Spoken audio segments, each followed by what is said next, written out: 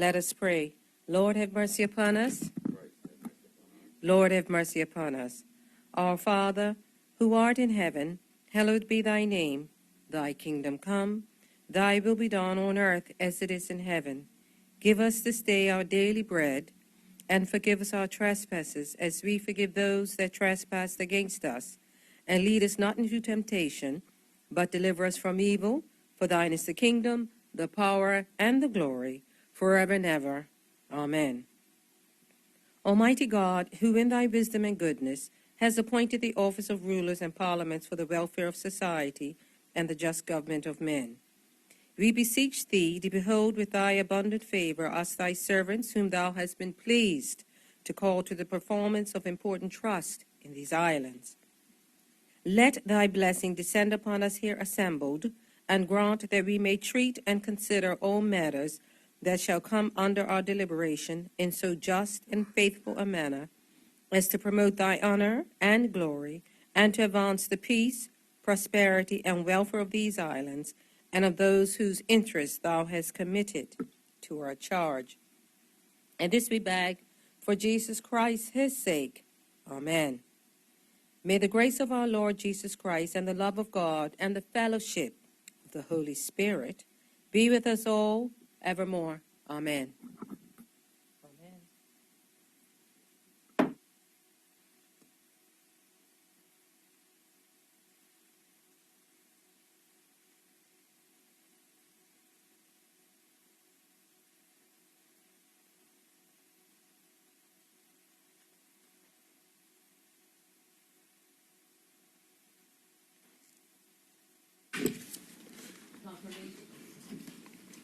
Confirmation of minutes. Any objections to confirming the minutes of September the 13th?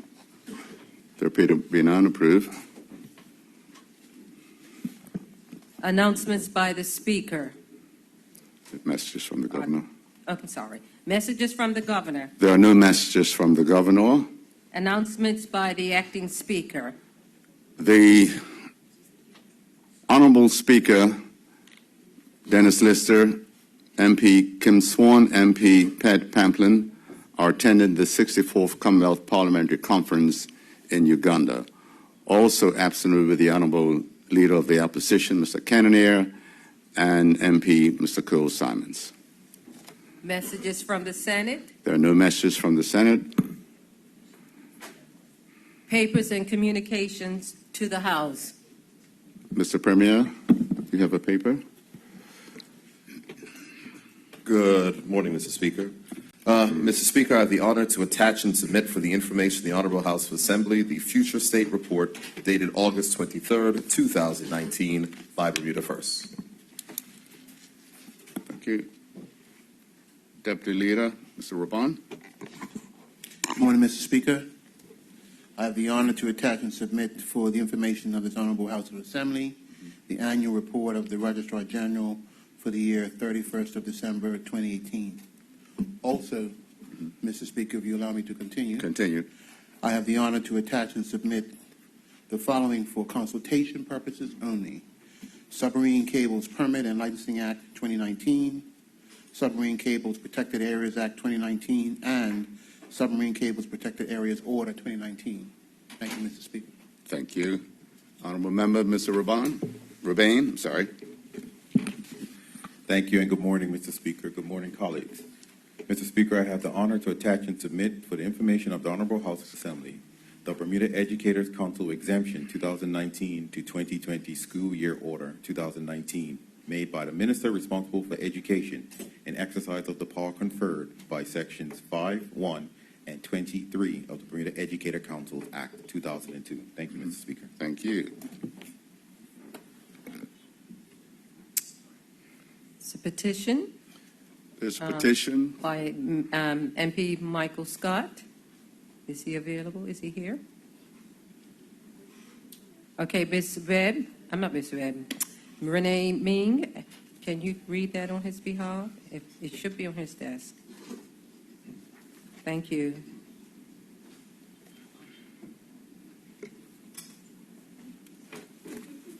Mr. Deputy Speaker, I move that Standing Order 33-8 be suspended to enable me to present the following petition.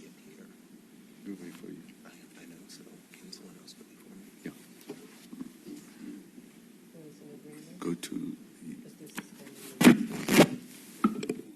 waiting for agreement for her to proceed with the petition. This is going past the deadline. any objections to that? There appear to be none. Continue. Mr. Deputy Speaker, I move to leave to introduce the following petition. The petition by the Walsingham Trust requesting that legislation may be enacted to amend its incorporating act, the Walsingham Trust Act 1942, to the Walsingham Trust Amendment Act 2019, as set out in the said bill. I ask that the said petition be referred to the Joint Select Committee on Private Bills for consideration and report. Thank you. Statements by ministers. Let me go right to the Minister of Finance, the Honorable Member, Mr. Dixon. Let me say this before you start, Minister, that Section 2, subsection 3 of the Government's Loan Act the Minister has a legal obligation to notify the legislation as soon as practical after the agreement has been executed. Therefore, we have to suspend Rule 20. There will be no questions on this statement. During the debate, you can do what you normally do. Thank you, Mr. Speaker. Good morning. Mr. Speaker, honorable members are advised that on Tuesday, September 17, 2019, the Ministry of Finance successfully executed a $200 million credit facility with local financial institutions.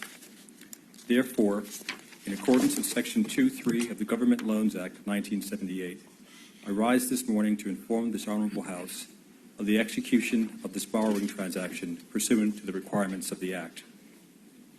Honorable members will recall that on September 13, 2019, I held a press conference updating the general public on the latest developments at the Caroline Bay project, formerly Morgan's Point. During this press conference, I notified the public of the following. To date, the developers have been unsuccessful in their attempts to secure funding to meet their financial obligations to the Tranche B and Tranche C lenders. As a result of these defaults, both the Tranche B and C lenders have demanded repayment in full of their outstanding loans. In seeking to defend the public purse, the government has elected to exercise this option by reason of these defaults to acquire the interests of both the Tranche B and C loans. The government was in the process of negotiating a credit facility with local banks for up to $200 million, the proceeds of which would be used in the first instance to pay the Tranche B and Tranche C lenders.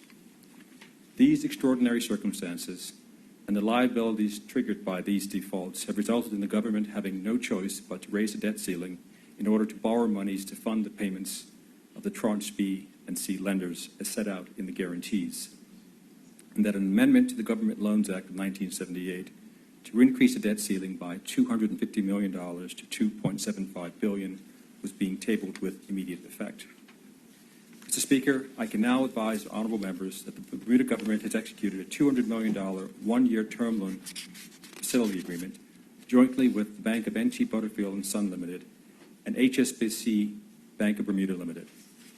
This facility is competitively priced at 4.25%, and it is satisfying that local financial institutions were supportive in providing government with its financing needs for this unfortunate matter.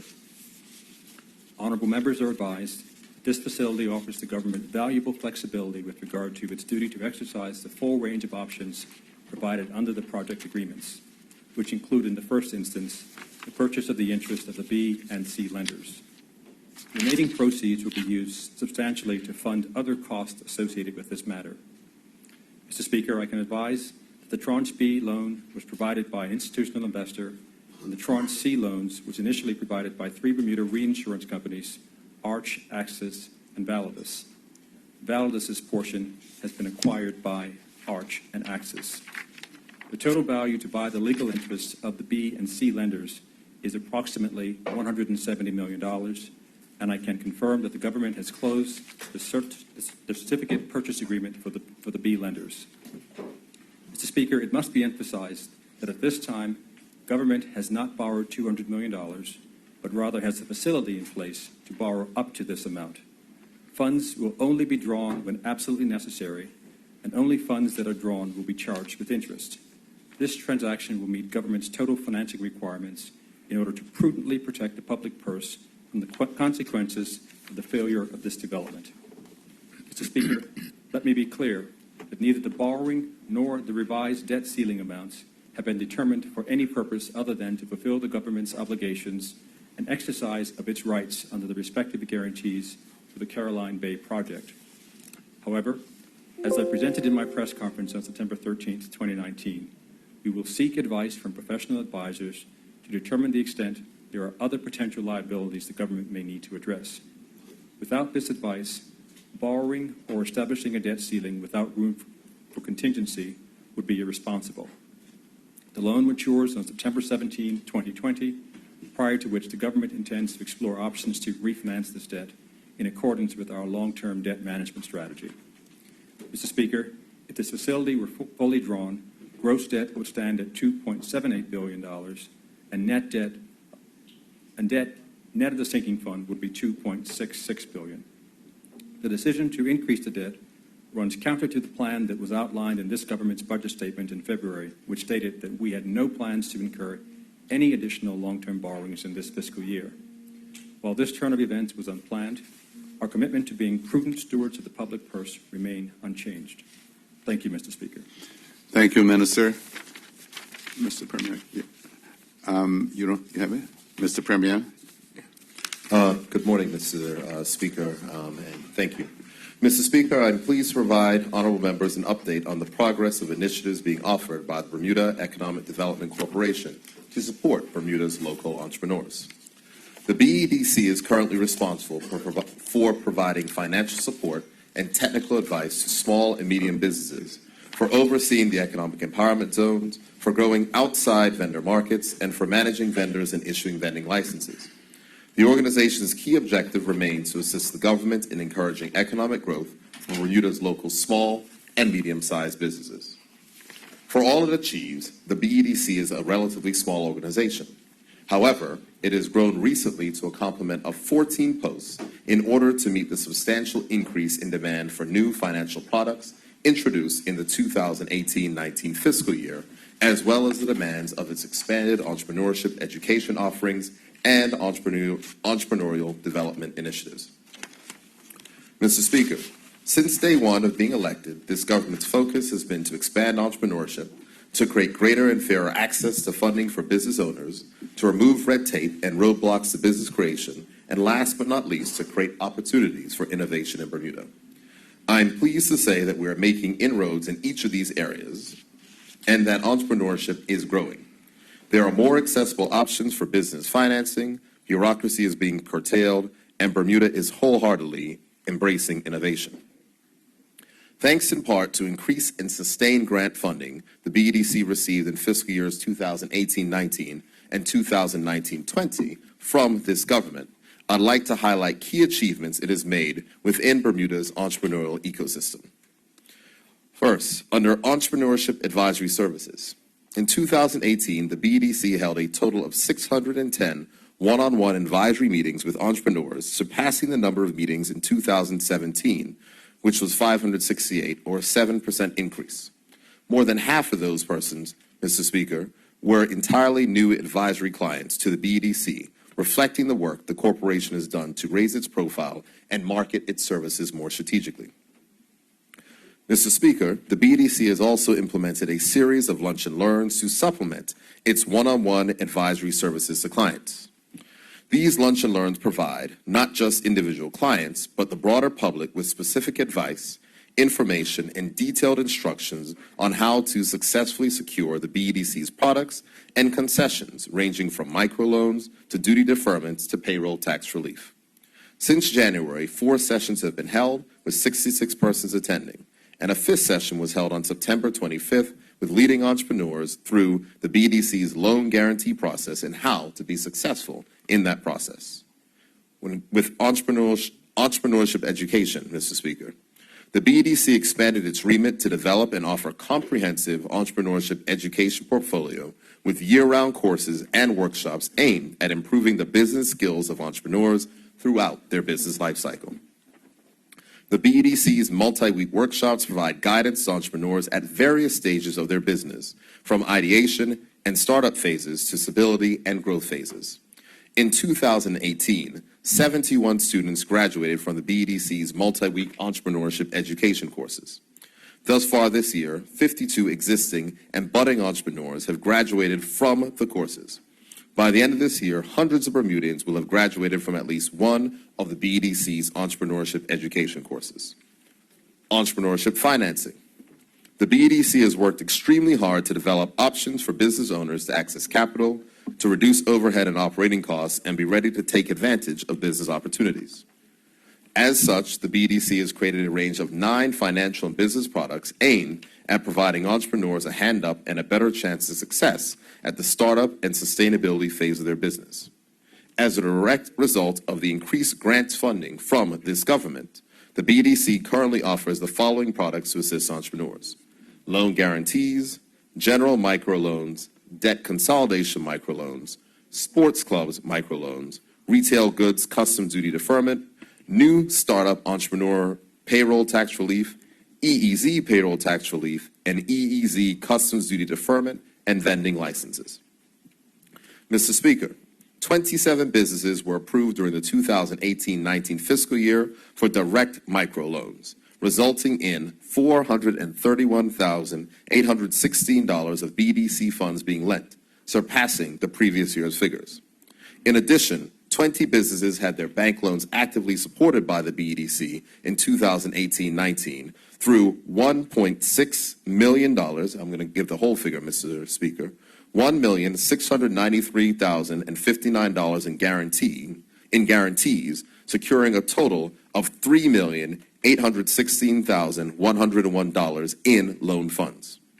The decision to increase the BEDC's loan guarantee percentage from 50% to 65% resulted in 5 businesses receiving approved bank loans, surpassing fiscal year 2017-18 number for approved loan guarantees. 12 businesses have been approved for microloans in the first 5 months of the current fiscal year, resulting in $183,156 of the BEDC's funds being lent. Multiple applications are actively being processed for both microloans and loan guarantees. The BEDC anticipates surpassing the previous year's approval numbers. The BEDC recognizes that it cannot assist entrepreneurs on its own, and as such continues to partner with Bermuda's financial institutions to also provide access to capital and products to small and medium-sized businesses.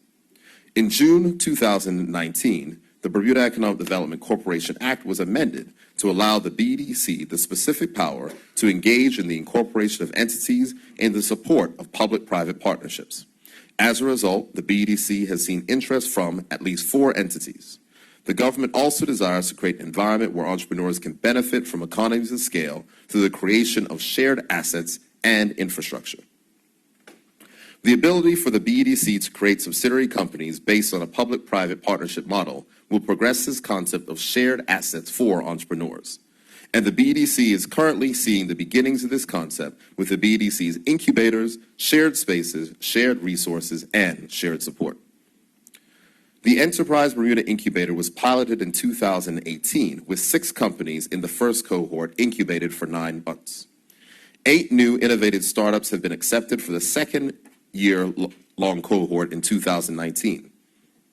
As a result, Mr. Speaker, 4 new businesses have been launched with 11 jobs created. The BEDC is currently planning to roll out 3 branch Enterprise Bermuda incubators in its 3 economic empowerment zones in 2020. 8 businesses took advantage of the new Startup Entrepreneurs Payroll Tax Relief in 2018, resulting in 19 new jobs in the local market.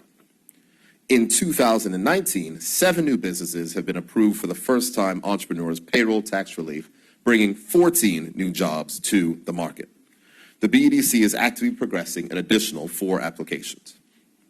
Under youth entrepreneurship, Mr. Speaker, The BEDC is committed to developing youth entrepreneurship in Bermuda.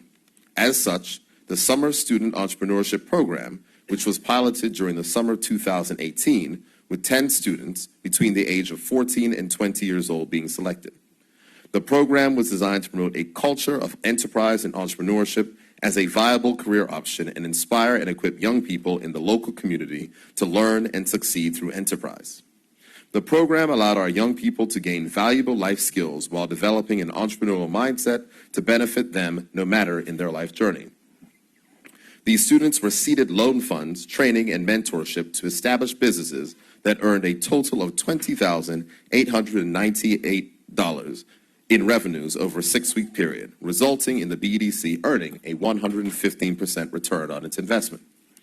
The second cohort of the Summer Student Entrepreneur Program was held for a longer period of 8 weeks this summer, from July 8th to August 31st. Having just concluded the program, 9 student entrepreneurs between the ages of 15 to 25 participated. Now, Mr. Speaker, I know that my statement is long, and I had contemplated not reading the names of these young people, but I said, let me make sure to give them their recognition and their due. First was Maya Thompson, owner of Simply Sweet, a natural beauty products company. Tyler Cook Aitken, owner of Tiki Shack, a snack vending and concession business that operated at Church Bay. Kenai Stowe, owner of BTG, Be the Greatest Designs, a customization and printing business of stickers, clothing, and more. Zila Swan, owner of Apparel-Dice, a custom-designed Bermuda merchandise business. Josiah Richardson Webb, owner of Island Events, an event planning business.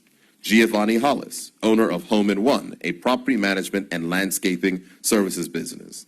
Damari Simons, owner of Aloe, an organic aloe-based beverage popsicle and skin product business. Jaden Taylor, owner of Snack Spot, a beach snack concession business at Horseshoe Bay. And Andres Glasgow, owner of Bermuda's Local Guides, a Twizy guided tour business. Mr. Speaker, as you will note that there were a number of students that were involved in this program, but I had the distinct pleasure of meeting one of these young entrepreneurs, Damari Simons, to discuss his next steps and give him advice on being an entrepreneur when he visited the Cabinet Office.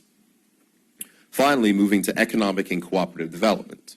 Mr. Speaker, the BEDC's economic development and cooperative development impact has steadily been growing since the new director was hired in February 2018.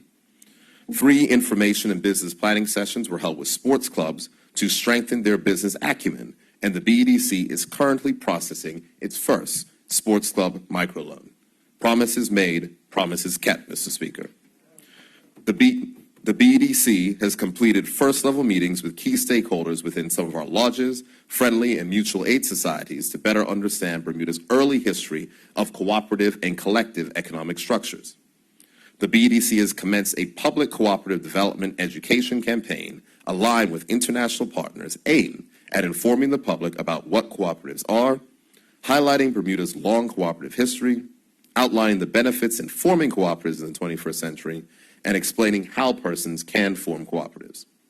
This education campaign has begun to cement the principles and values of cooperatives in our culture, mapping a solid way forward and a clear pathway for Bermudians to build wealth for themselves in their communities and their country. The BEDC has now conducted 7 workshops and learning sessions, providing over 300 Bermudians with information and access to resources on developing cooperatives. Economic empowerment zones. Mr. Speaker, the BEDC is committed to using innovative economic development tools to revitalize and regenerate its EEZs. This summer, the BEDC was tasked with creating an initiative in the St. George's EEZ for the Insignia cruise ship passengers. The BEDC recognized an opportunity to create a more inviting solution and, most importantly, stimulate spending in the St. George's EEZ. The BEDC created the Eat, Shop, Play, Shop to Win initiative, which saw passengers afforded the opportunity to shop at participating St. George's businesses and spend $25 or more to be entered in a draw to win one of 3 grand prizes. Over 4 weeks this summer, the campaign saw 276 visitors participate in spending a total of $17,125 at 34 different shops and restaurants in St. George's, which was a 428% return on investment to the St. George's community based on the BEDC's funding of the program. Mr. Speaker, in the Northeast Hamilton Economic Empowerment Zone, the BEDC continues to meet with stakeholders to come up with solutions to increase activity and commerce in the area. One way is to make the area more attractive to visitors and the public through providing free Wi-Fi throughout the Economic Empowerment Zone and evolving it into an innovation hub through embedding technology throughout the area. As such, the BEDC has released an RFP seeking innovative proposals on supplying Wi-Fi to the Northeast Hamilton Economic Empowerment Zone.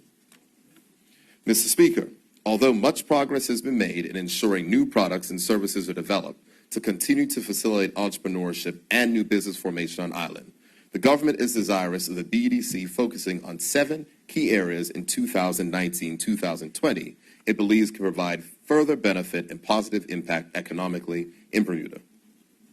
Those 7 areas are offering a one-stop shop business startup service, facilitating annual business registration, developing online virtual markets, evolving the EEZs as innovation hubs, creating cooperative enterprises and embedding technology, and finally, shared business assets.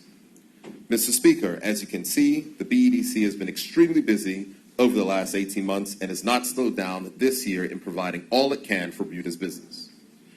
This is just a testament to the amount of work that this small team has taken on for the benefit of our local entrepreneurs. The team should be commended for their efforts and should know that this government will continue to support them and the work that is being done to develop a vibrant and thriving entrepreneurial ecosystem in Bermuda. Thank you, Mr. Speaker. Thank you, Mr. Premier. Before the next speaker, let me recognize the President of the Senate in our presence, and former MP Arthur Hudson is also in the gallery. Mr. Raban. Thank you, Mr. Speaker. Mr. Speaker, I rise today to introduce the annual report of the Registry General for year ended December 31st, 2018.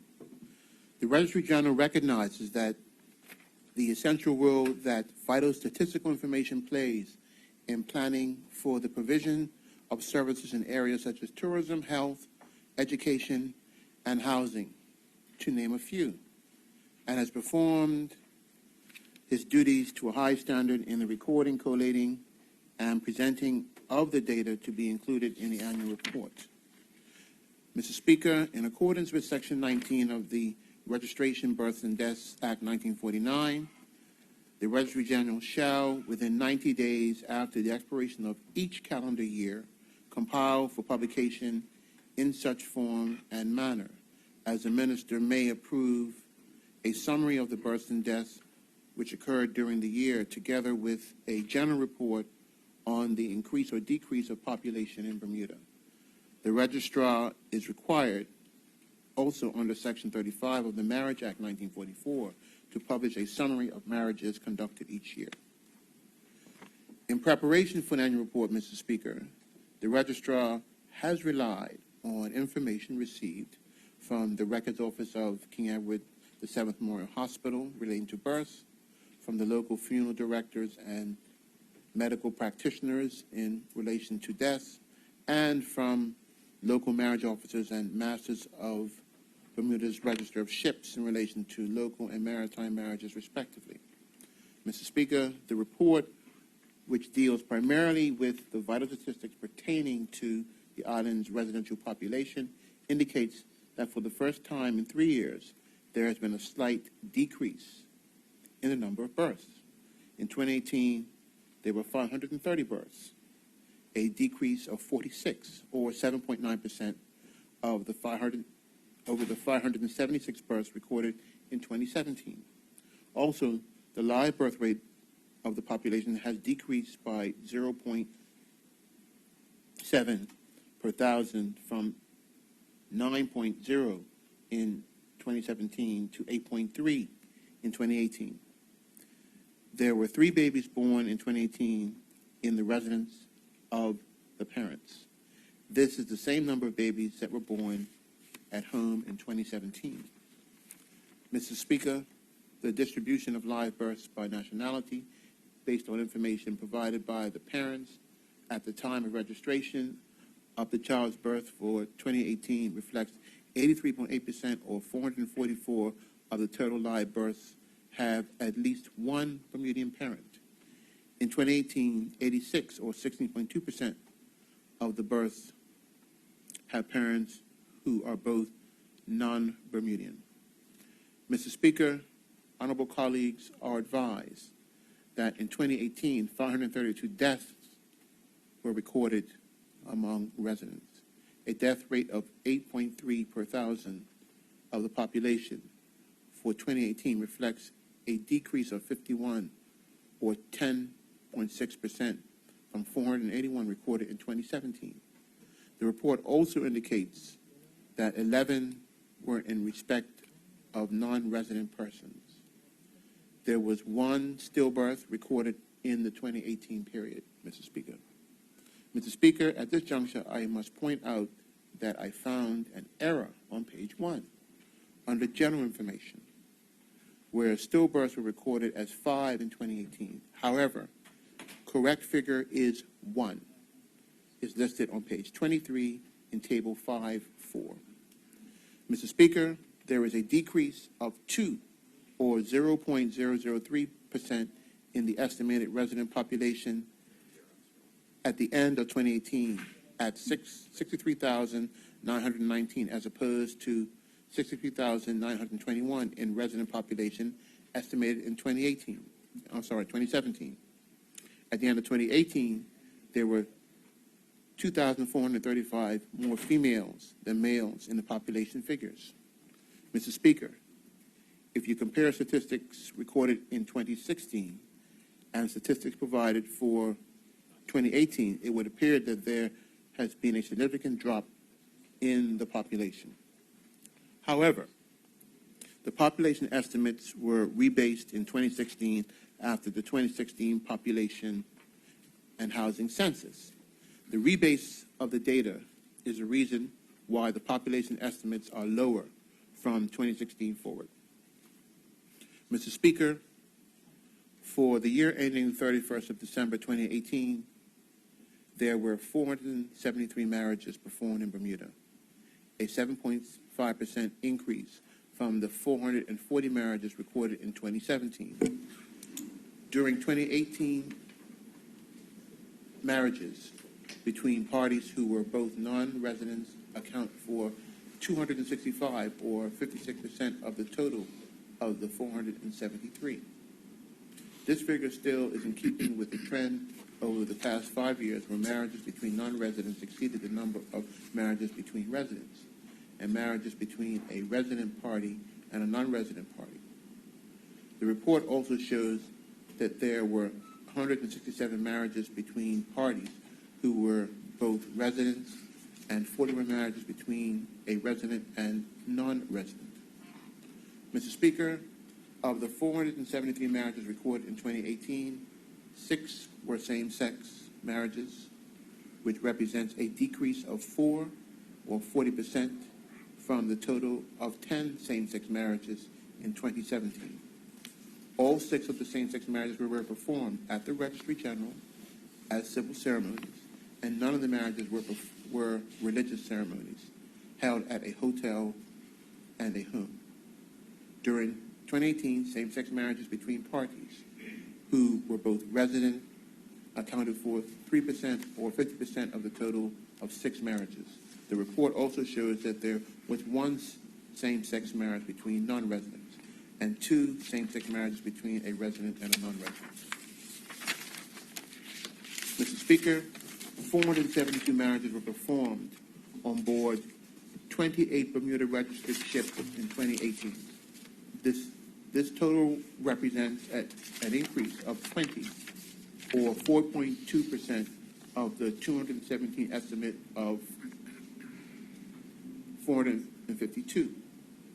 Of the 472 maritime marriages, 4, or 0.8%, were same-sex marriage ceremonies. The cumulative number of marriages, local and maritime, processed through the Registry General for the year ended 31st December 2018 was 945, as compared to 872 for the year ending 2017. Mr. Speaker, the Domestic Partnership Act allowed for the formalization of unions between parties. In 2018, there were 2 domestic partnership unions recorded for that period. Both domestic partnership ceremonies were performed at the Registry General Office, and none of the ceremonies were formalized at an alternative approved location as allowed under the Domestic Partnership Act 2018. In closing, Mr. Speaker, the annual report seeks to provide an illustrative statistical digest of vital events such as live births, deaths, stillbirths, marriages, domestic partnerships, adoptions, and re-registration of births for the year ended December 31st, 2018. I would like to thank the Registry General and his team for their hard work in producing this document. Thank very you, much, Mr. Speaker. Honorable Deputy Leader of the country, Walter Bond. Before we go any further, let me just state for the listening public that we are located on C Street, Court Street, just opposite the Dame Lewis Brown building, and the place is called Veritas Place on the 3rd floor.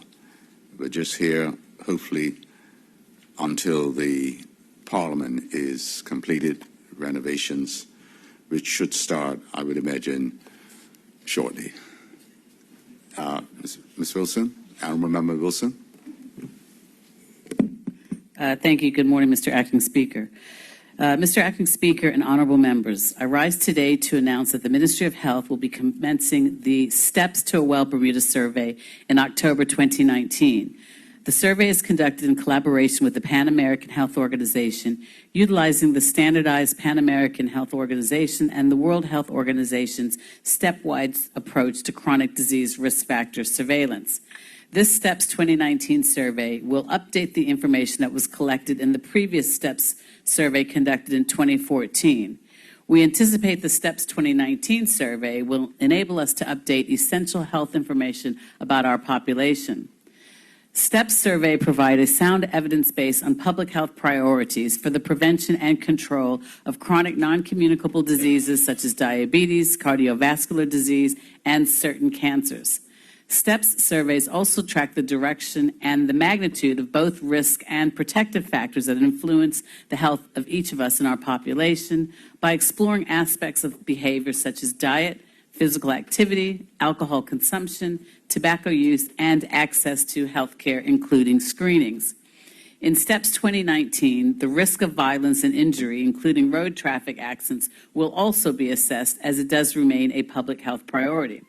All information collected aids in identifying where resources should be best targeted for and for monitoring and evaluating the impact of any initiatives, interventions, or actions implemented.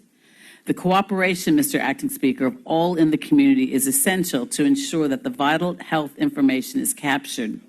A representative sample of Bermuda's adult population aged between 18 and 69 years of age is required out of the 2,195 households selected to be in the survey.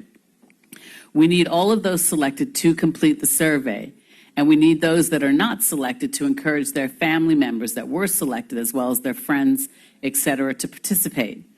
Participation, Mr. Acting Speaker, involves 3 steps, all of which can be done in the participant's whole, and in its essence, provides a free health screening for those selected.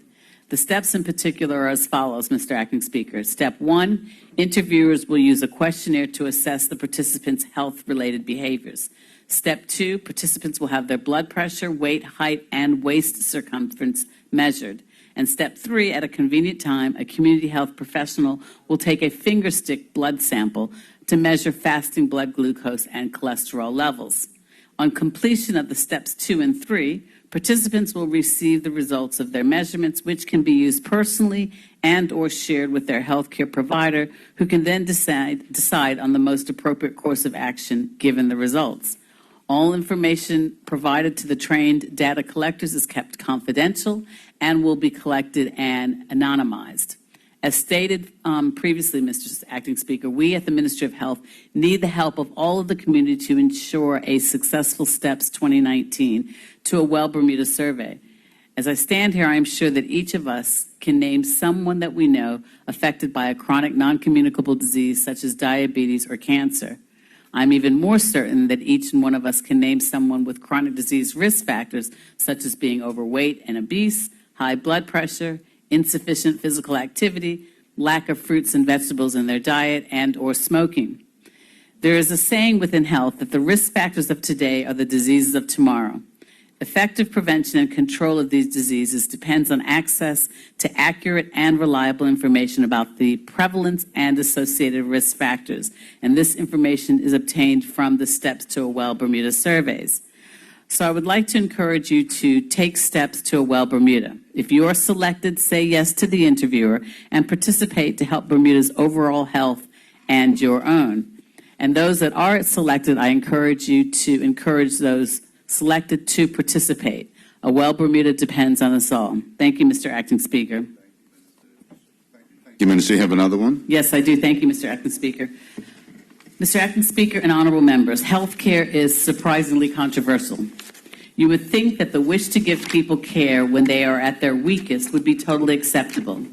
And who would challenge the desire to get rid of inefficiency and duplication in an aging, expensive health system?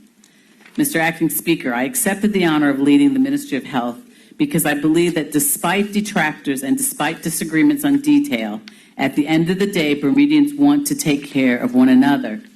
I believe this, Mr. Acting Speaker, and I have every confidence that the honorable members on the other side of this House also agree with this as well. We have seen our U.S. neighbors to the west struggle with health care debates for decades. We've seen them struggle to achieve reforms that will put them on par with the rest of the developed world. However, our own debates do not need to fall trap to the same debacle that we see in the United States. Mr. Acting Speaker, I believe that we can chart our own path. We can look to the best, the fairest, and the most efficient health systems in the world and seek inspiration from them. We can learn from their achievements and apply the best methods here in Bermuda. We do not need to be held back by the resistance or, as seen in the United States, a culture's lack of support for health as a human right. No, Mr. Acting Speaker, with the mandate this government received from the people of Bermuda, I know Bermuda believes that health is a fundamental human right and that everyone should have access to health care.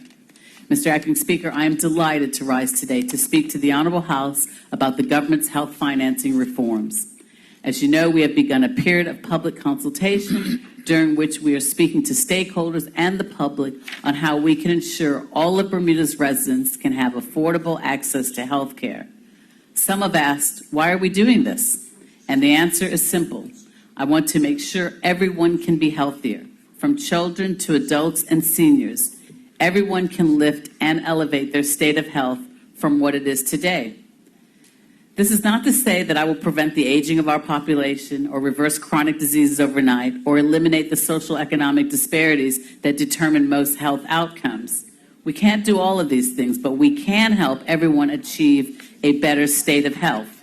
And in order to do this, we need more prevention, we need access to health care for all, and a decent basic plan with benefits to keep us healthy.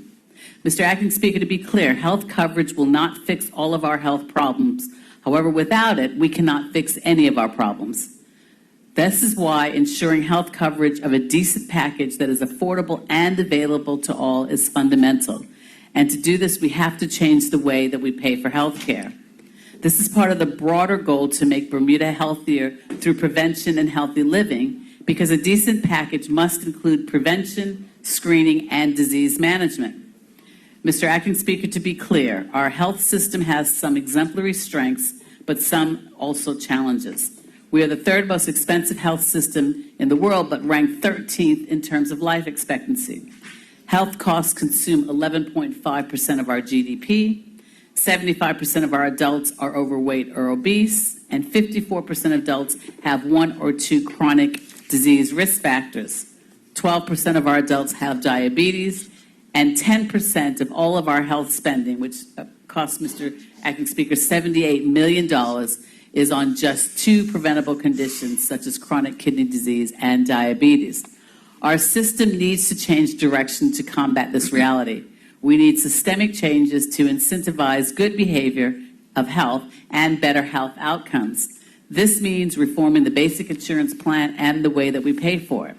Mr. Acting Speaker, following extensive considerations, the government has decided to adopt a unified model of health financing. That is a single-payer system for the basic insurance plan. This decision was taken with careful consideration of the health financing reform options developed by the National Health Plan Finance and Reimbursement Task Group in 2010. Mr. Acting Speaker, as I've said in this Honorable House on the 6th of July last year, the task group that produced the options report included a representation of physicians, insurers, employers, and international business, and relied heavily on the expert advice of the late Dr. Mark Roberts, who's a professor of health economics at the Harvard School of Public Health and eminent World Bank advisor and global health systems expert. The task group also benefited from independent actuarial advice. Mr. Acting Speaker, while the 2012 modeling on benefit proposals is clearly outdated now, the options on how to finance the health system are not. Global health financing systems have not changed, and the work of this task group remains as relevant today as it was then, except for now, Mr. Acting Speaker, it's far more urgent. For this reason, Mr. Acting Speaker, when this government came to power, we decided not to waste time reinventing wheels, and we picked up the work of this bipartisan task group to decide how to achieve healthcare success for all. I established a stakeholder consultation group to review the options report and advise us of the sector's position with respect to the two options. Then Cabinet considered their feedback together with our own fiscal goals and moral compass and decided that the unified model is best suited to achieve efficiencies, economies of scale, and cost savings, given Bermuda's small size. Mr. Acting Speaker, with the matter of which financing model is adopted settled, we are now moving on to the next phase of consulting on two specific questions. One, what the new basic insurance plan should include and the cost, and this will, of course, replace the SHB. And two, what will need to be done to transition to a unified health financing system, and this is our roadmap. The proposed reforms aim to create a sustainable platform for a patient-centered care model to improve health outcomes. The Bermuda Health Plan 2020 has kicked off discussions with a mock plan for discussion purposes, and the input of health professionals, insurers, employers, unions, and the public will determine the final content of the basic plan. Mr. Acting Speaker, I want to stress that the public consultation is for 4 months, during which working groups will be established so that dialogue and collaboration with key stakeholders can continue beyond November and throughout the reform process. The point to stress is that this is the beginning of a journey with a goal to develop a transition plan and begin a phased implementation in August 2020. This is a seismic change, Mr. Acting Speaker, and we do not intend to do it overnight or in isolation, and that is why we are consulting publicly. A website has been set up to share information with interested parties, and I've been meeting privately with stakeholders in anticipation of the public town hall meetings, which began in early September. So as I said in my opening, Mr. Acting Speaker, health can be controversial, but only if we want it to be. If we believe that everyone should have access to health care and that every child deserves an equal start in life and that every senior an affordable health plan, then we are all on the same page. Ultimately, Mr. Acting Speaker, this is about making Bermuda healthier, and now is the time to drive this goal forward. Thank you, Mr. Acting Speaker. Thank you, Honorable Minister Kim Swan. The next, Kim Wilson. My apologies. He's in Uganda. Minister Birch. Good morning, Mr. Acting Speaker. As you know, we are just a few weeks away from hosting our first ever mainstream PGA Tour event, the Bermuda Championship. So I rise this morning to provide an update on preparations at the Port Royal Golf Course. Before doing that, however, Mr. Acting Speaker, it's worth setting out the process for conducting this work. From some of the utterances from those on the other side, there is clearly a complete lack of understanding of the procurement process. No surprise there, though, as we all know that when they were in government, they simply chose if and when to ignore those processes that were designed to guarantee transparency in procurement. For this exercise, let's review the procurement process for bunker sand at Port Royal. Mr. Acting Speaker, you will know that I am not a golfer, but I am advised that bunker sand is a vital part of any decent golf course, and from time to time, additional sand has to be procured to keep the course in good shape and in this instance to meet the stringent PGA standards. It is reasonable to expect that sand is replaced in this manner every 3 to 5 years. In this particular case, a request for proposal for the supply and delivery of 4,000 metric tons of golf course quality sand was posted on the government portal on July 16, 2019. Mr. Acting Speaker, I'm further advised that heretofore only 3 companies in Bermuda have imported sand for this purpose: East End Asphalt, Island Construction, and Bermuda Stone Company Limited. East End indicated at the outset that they would not be submitting a bid. Completed tenders were received and opened publicly following the closing of bids on July 25th, 2019. Mr. Acting Speaker, the Ministry received 2 completed tenders, one from Bermuda Stone Company Limited at a tender price of $1,815,000, and the other from Island Construction Services Limited at a tender price of $546,000. The Ministry of Public Works estimate was $588,397.50. Island Construction's bid was 300% lower than the next lowest bidder and 7% lower than the Ministry of Public Works estimate. Mr. Acting Speaker, the tenders were checked for arithmetic accuracy and financial quality. Bidder interviews were conducted by the chief engineer and the senior structural engineer. Tenders were rated by each member of the evaluation team, and an average rating was determined using the criteria set out in the tender documents.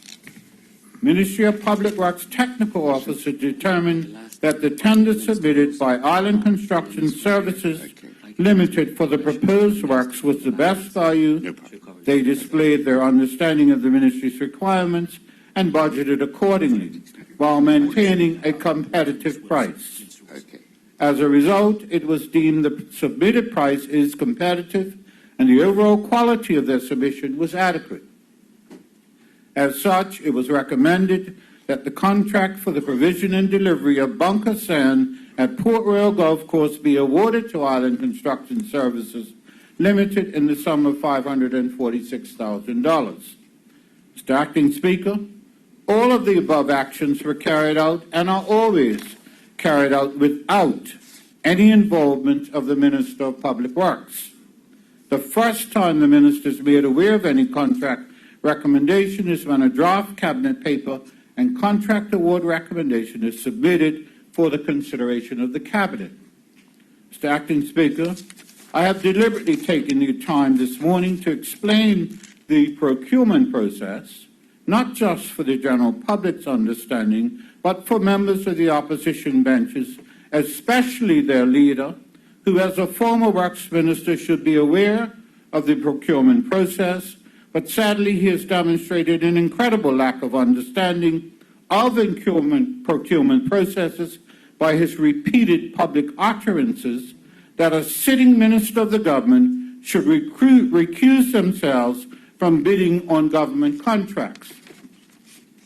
Mr. Acting Speaker, a blind man could see the hypocrisy in such a statement that was never uttered under either UBP or OBA government that he led, with sitting ministers whose companies successfully bid on government contracts or were simply arbitrarily awarded them. Now, Mr. Acting Speaker, let me turn to the current state of play at Port Royal. I can report that excitement is growing for the tournament, and staff at Port Royal are working flat out to make this tournament a success. This is a combined effort of not just the Ministries of Public Works and Tourism and Transport, but many other local entities not associated with Port Royal. As an example, during a recent tour of the St. Regis Hotel and Golf Course in St. George's, the developers, Mr. Miguel and Ms. Laura Peroy, offered the help of their resident agronomists. Additionally, they have indicated that the full complement of their staff will be at Port Royal for the week of the tournament to assist in any way they can. Their view is that the benefits of this tournament will help tourism and all golf courses on the island.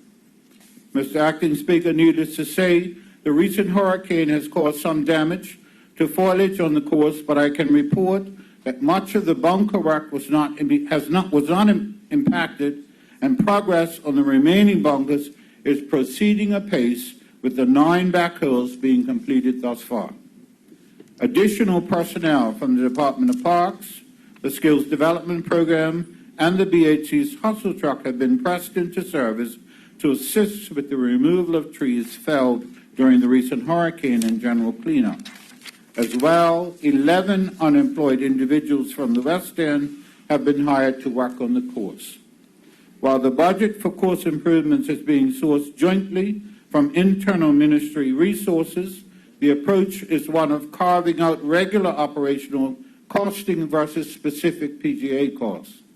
At this stage, the bunker sand is the most expensive item, which would have been required with or without a PGA event. I would add, Mr. Acting Speaker, that we have brought enough sand to stockpile replenishments for future years. I would also like to remind that this is a 5-year commitment, so budgeting will be spread out for the entire period to continue enhancements to the golf course to not only benefit the PGA event, but all users of the course.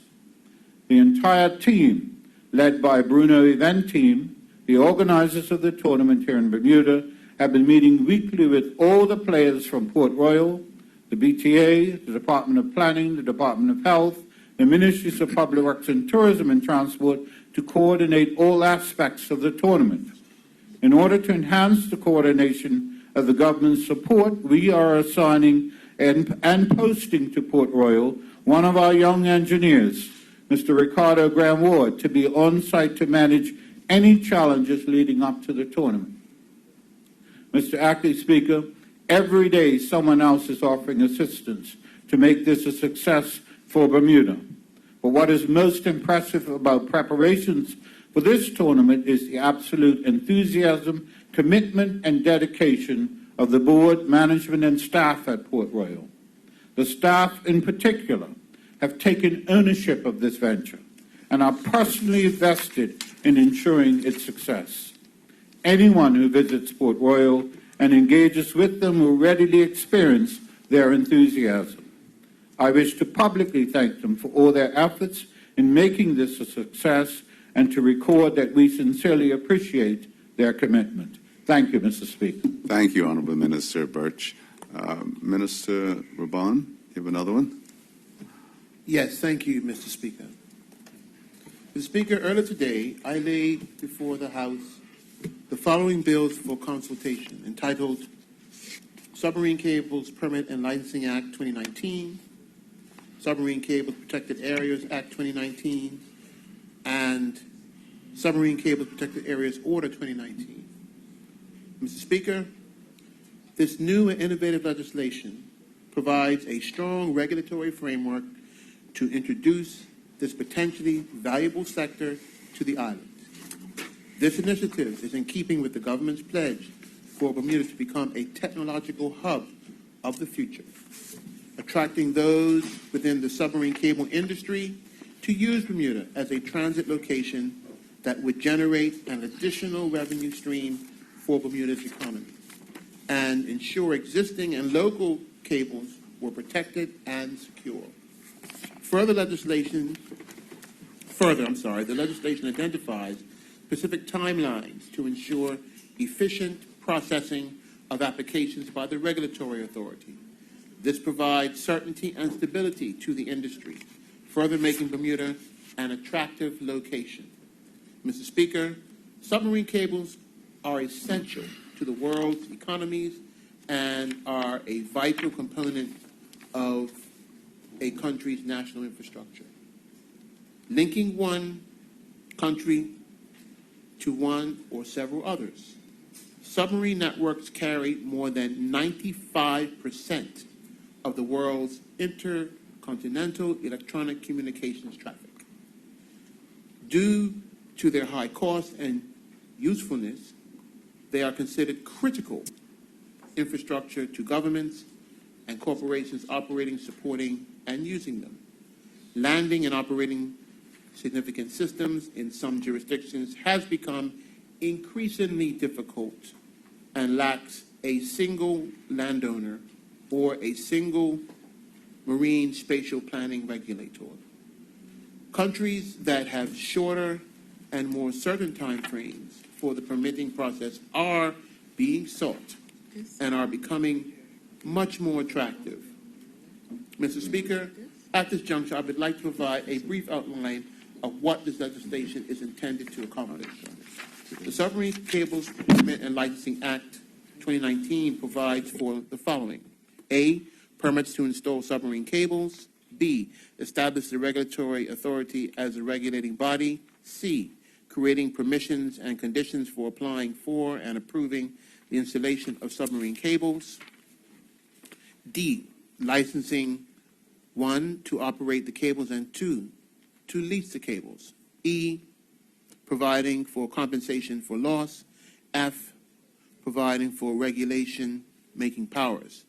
The Submarine Cables Protected Areas Act 2019 provides A, rules for establishing new protected areas. B, remedies and offenses when a submarine cable is damaged or restricted activity is carried out in the protected area. The Submarine Cables Protected Areas Order 2019, A, identifies the coordinates for the cable protection zone represented by a table and illustrated on a map of the area. B, identifies restricted and prohibited activities within the protected zone and the relevant conditions and offenses. Mr. Speaker, the Submarine Cable Protection Zone is an important step in the marketing of Bermuda in the submarine cable space. A submarine cable protection zone represents industry best practice and demonstrates that we are working on policy and planning to support and promote the industry's objectives. A protection zone affords protection and certainty. Both are very important in the choice for locating and operating a system.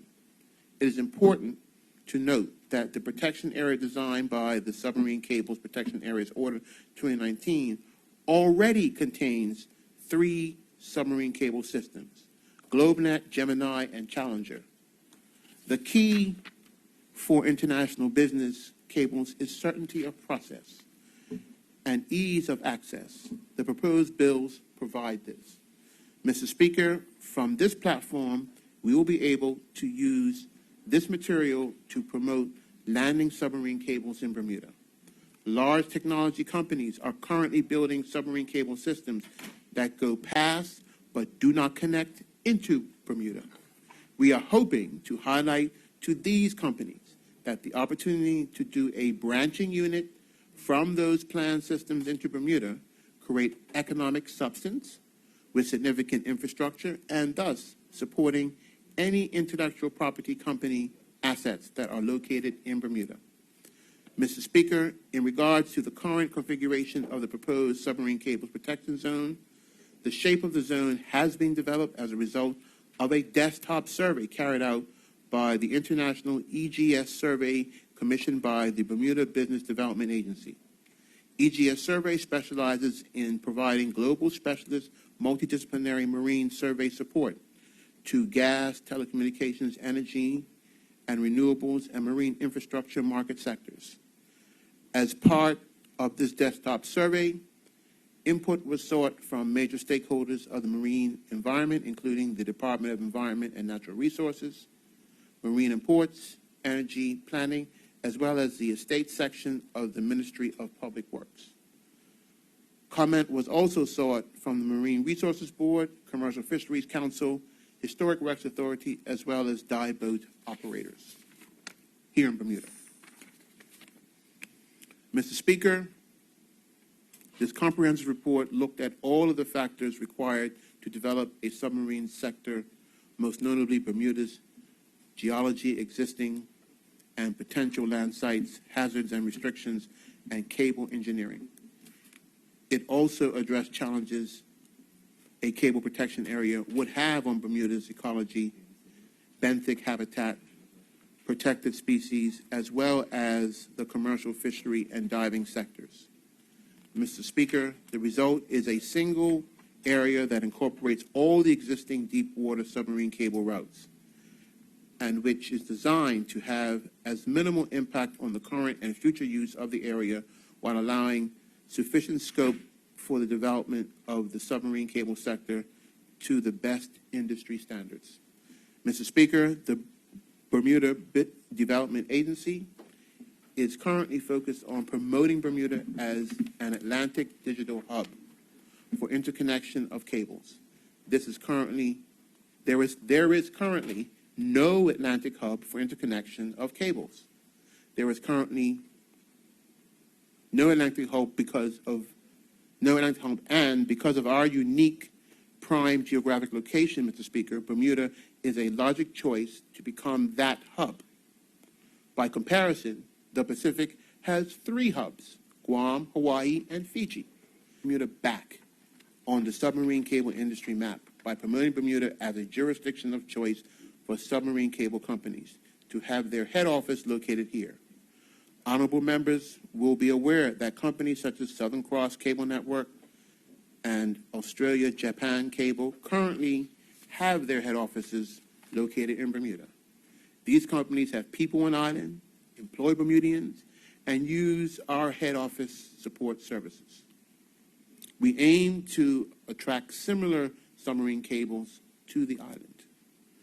Mr. Speaker, it is intended that the bills will be tabled for consultation for 2 reasons.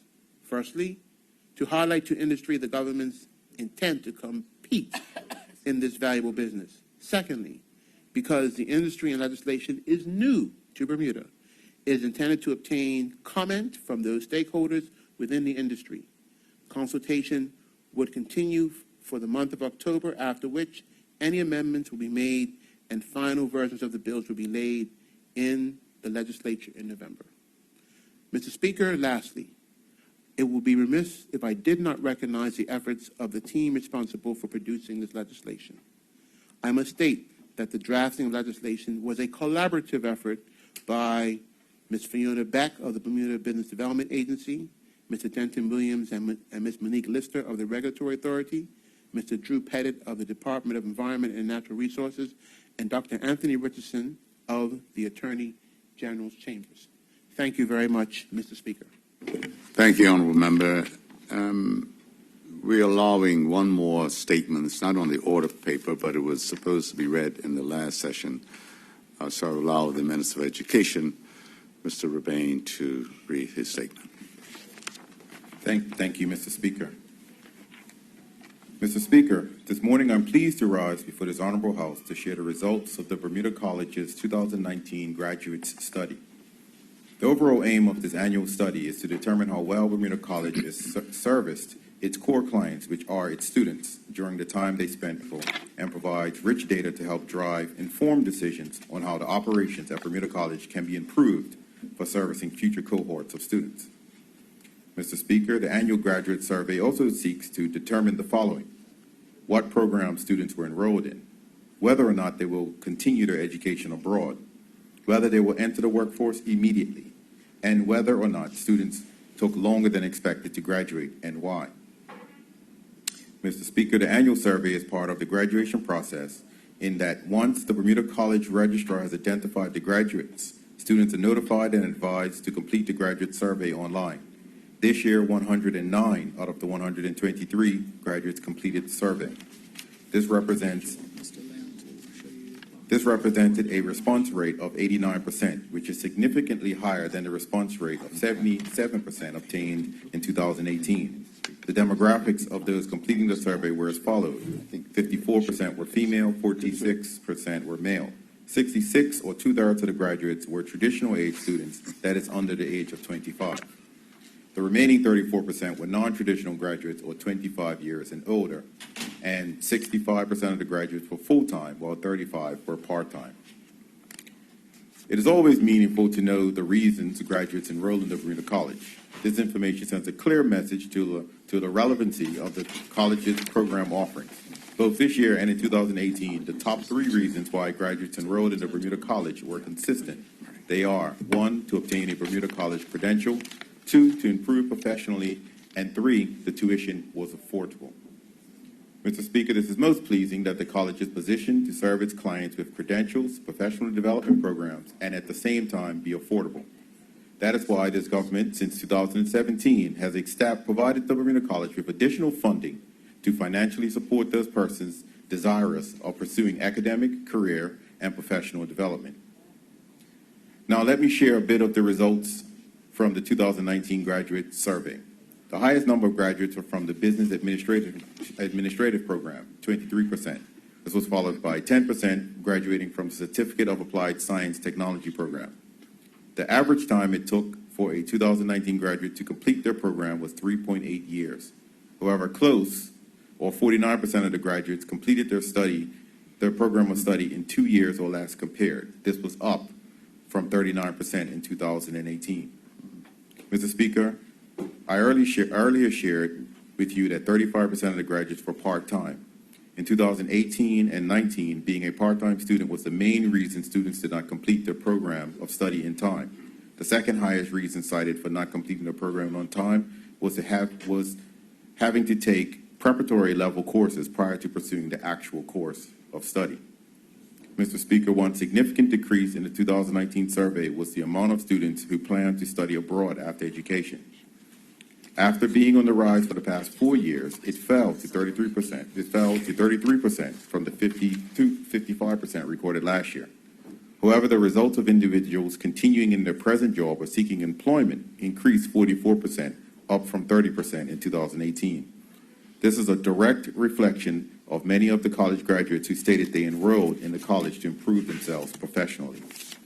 Of those students who intended to further their education overseas, 44% are doing so in Canada, 33% in the United States, and 17% in the United Kingdom.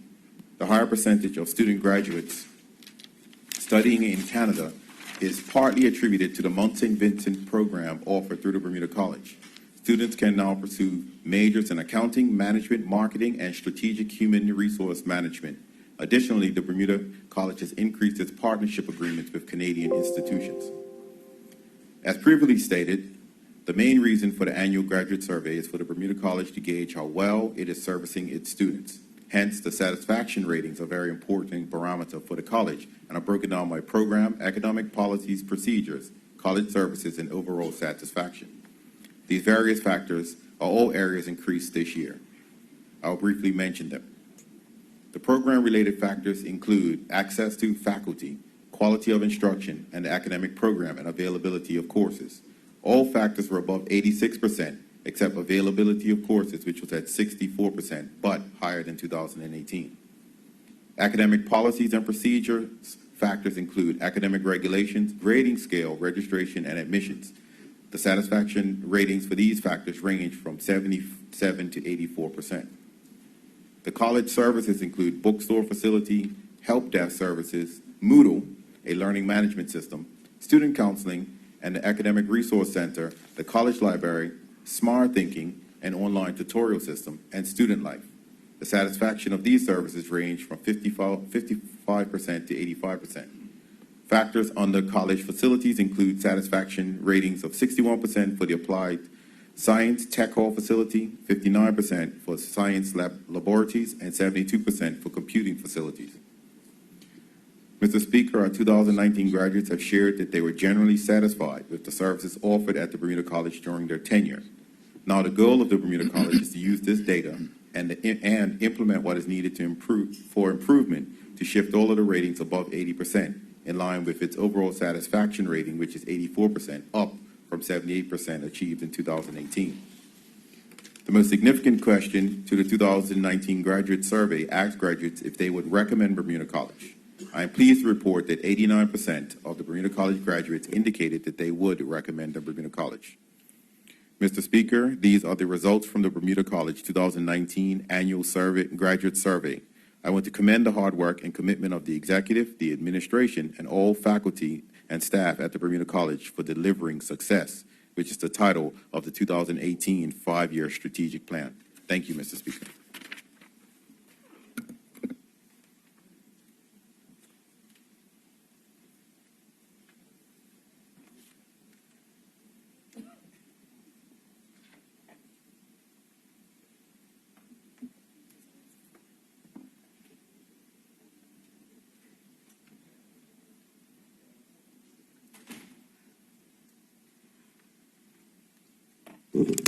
Thank you, Honorable Minister. There's some questions. This is question period. The question was asked of Minister Burke. Minister Burke, you got a statement on this, on your questions? Do you have them? The answers to your questions, the written questions. Thank you, Mr. Speaker. Mr. Speaker, as I had noted that the Cabinet Secretary had written in for ruling for the Speaker, and we do not have the ruling for the Speaker on those questions, so I ask that they be deferred. Okay. Minister Keynes, there's some questions were asked of you. Do you have the answers on that? Okay. The first question was, will the Honourable Minister please inform this Honourable House what is the longest ongoing Bermuda police investigation of a public official in the history of the Bermuda Police Force Service? Minister Keynes. The Bermuda Police Service are unable to identify the longest investigation that has.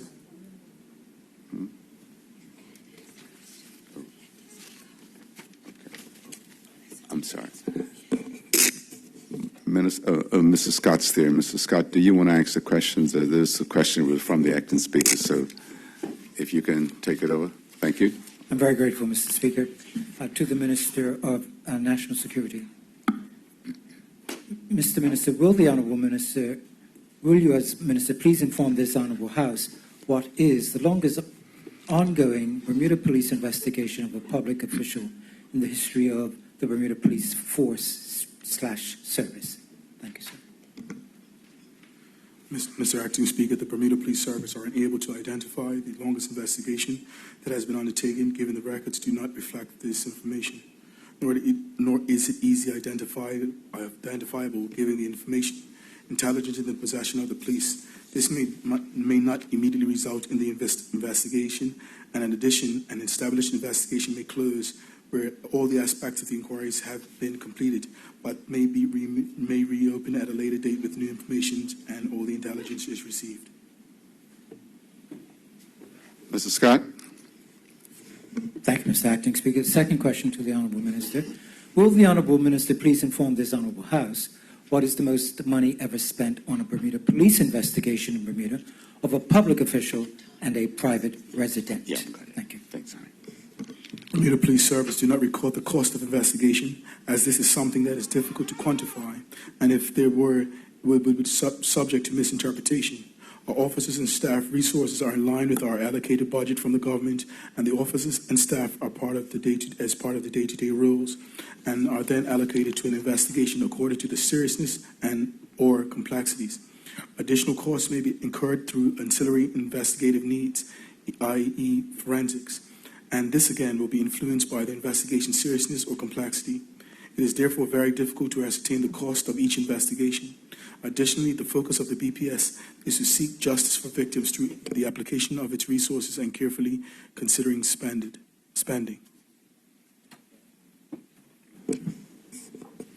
Honourable Member Scott. Thank you, Mr. Acting Speaker. A supplemental to the last question.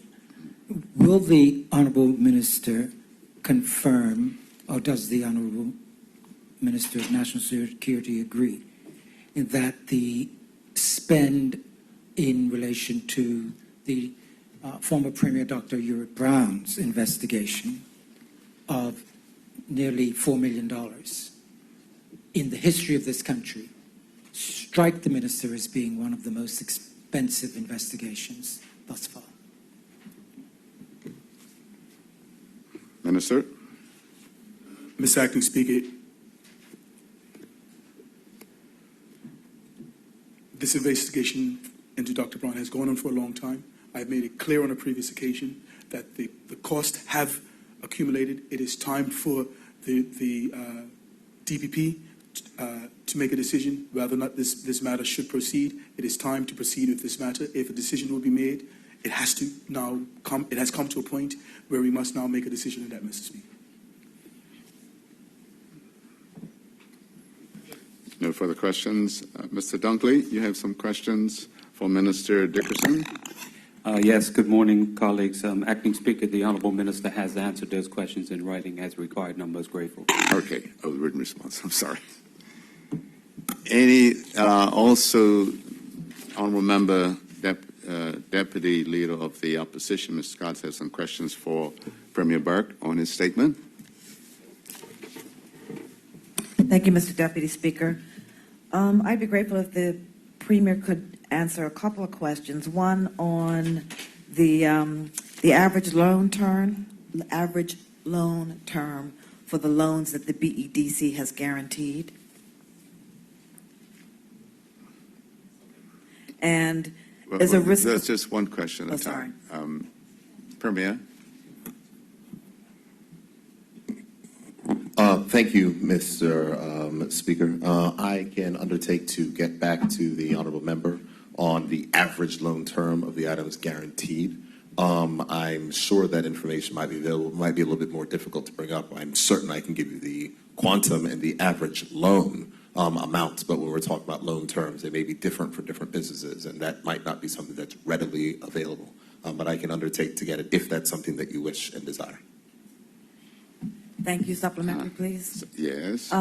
Is there a risk assessment performed on those on the persons getting the loan guarantees to assess whether or not the element of default is high or low? Absolutely. The Bermuda Economic Development Corporation has a committee that looks at all guarantees, and that assessment is made. Not everyone who applies for one gets one. Thank you. I have another question, please. Continue. In 2018, there were 19 new jobs. Is there a breakdown of the job categories, compensation, and gender for those jobs? I can assure you that it was more than 19 new jobs. I think that if you look back in the statement, there were three particular items which were highlighted out of the items. So there was 19 new jobs from the new entrepreneur payroll item, 11 new jobs from the Enterprise Bermuda Incubator, and 14 new jobs from payroll tax relief. So I'm going to do some quick math, and I think that gets us up to a number of 44. So it wouldn't be accurate to say 19. However, Mr. Speaker, I do not have the breakdown that the honourable member requests. I would guess that that information would certainly be private, as employers don't necessarily release how much they pay their staff and employees. Supplementary, that's correct. I'm just referring to page 6, with the 19 new jobs in 2018 and the 14 in 2019. So I guess although the compensation may not be available, is there available the types of jobs? Mr. Speaker, that information is not reported. I'm sure the Bermuda Economic Development Corporation does not collect that information, nor does the Department of Statistics. If the honourable member wishes for me to arrange a meeting with her, with the persons in charge of Bermuda Economic Development Corporation, happy to do that so she can have all those questions answered. Thank you. May I have one more question? Certainly. Please? Thank you. The final one is on the youth entrepreneurship on page 7. Can you tell me how these youth are identified and selected for this process, please? The youth, there is a call that's put out for an application process, and individuals who are interested can go ahead and apply. It's open to anyone. Okay. That's it. Okay. The next question. Any further questions on this? No. What is what? Mr. Dunkley to Mr. Raban.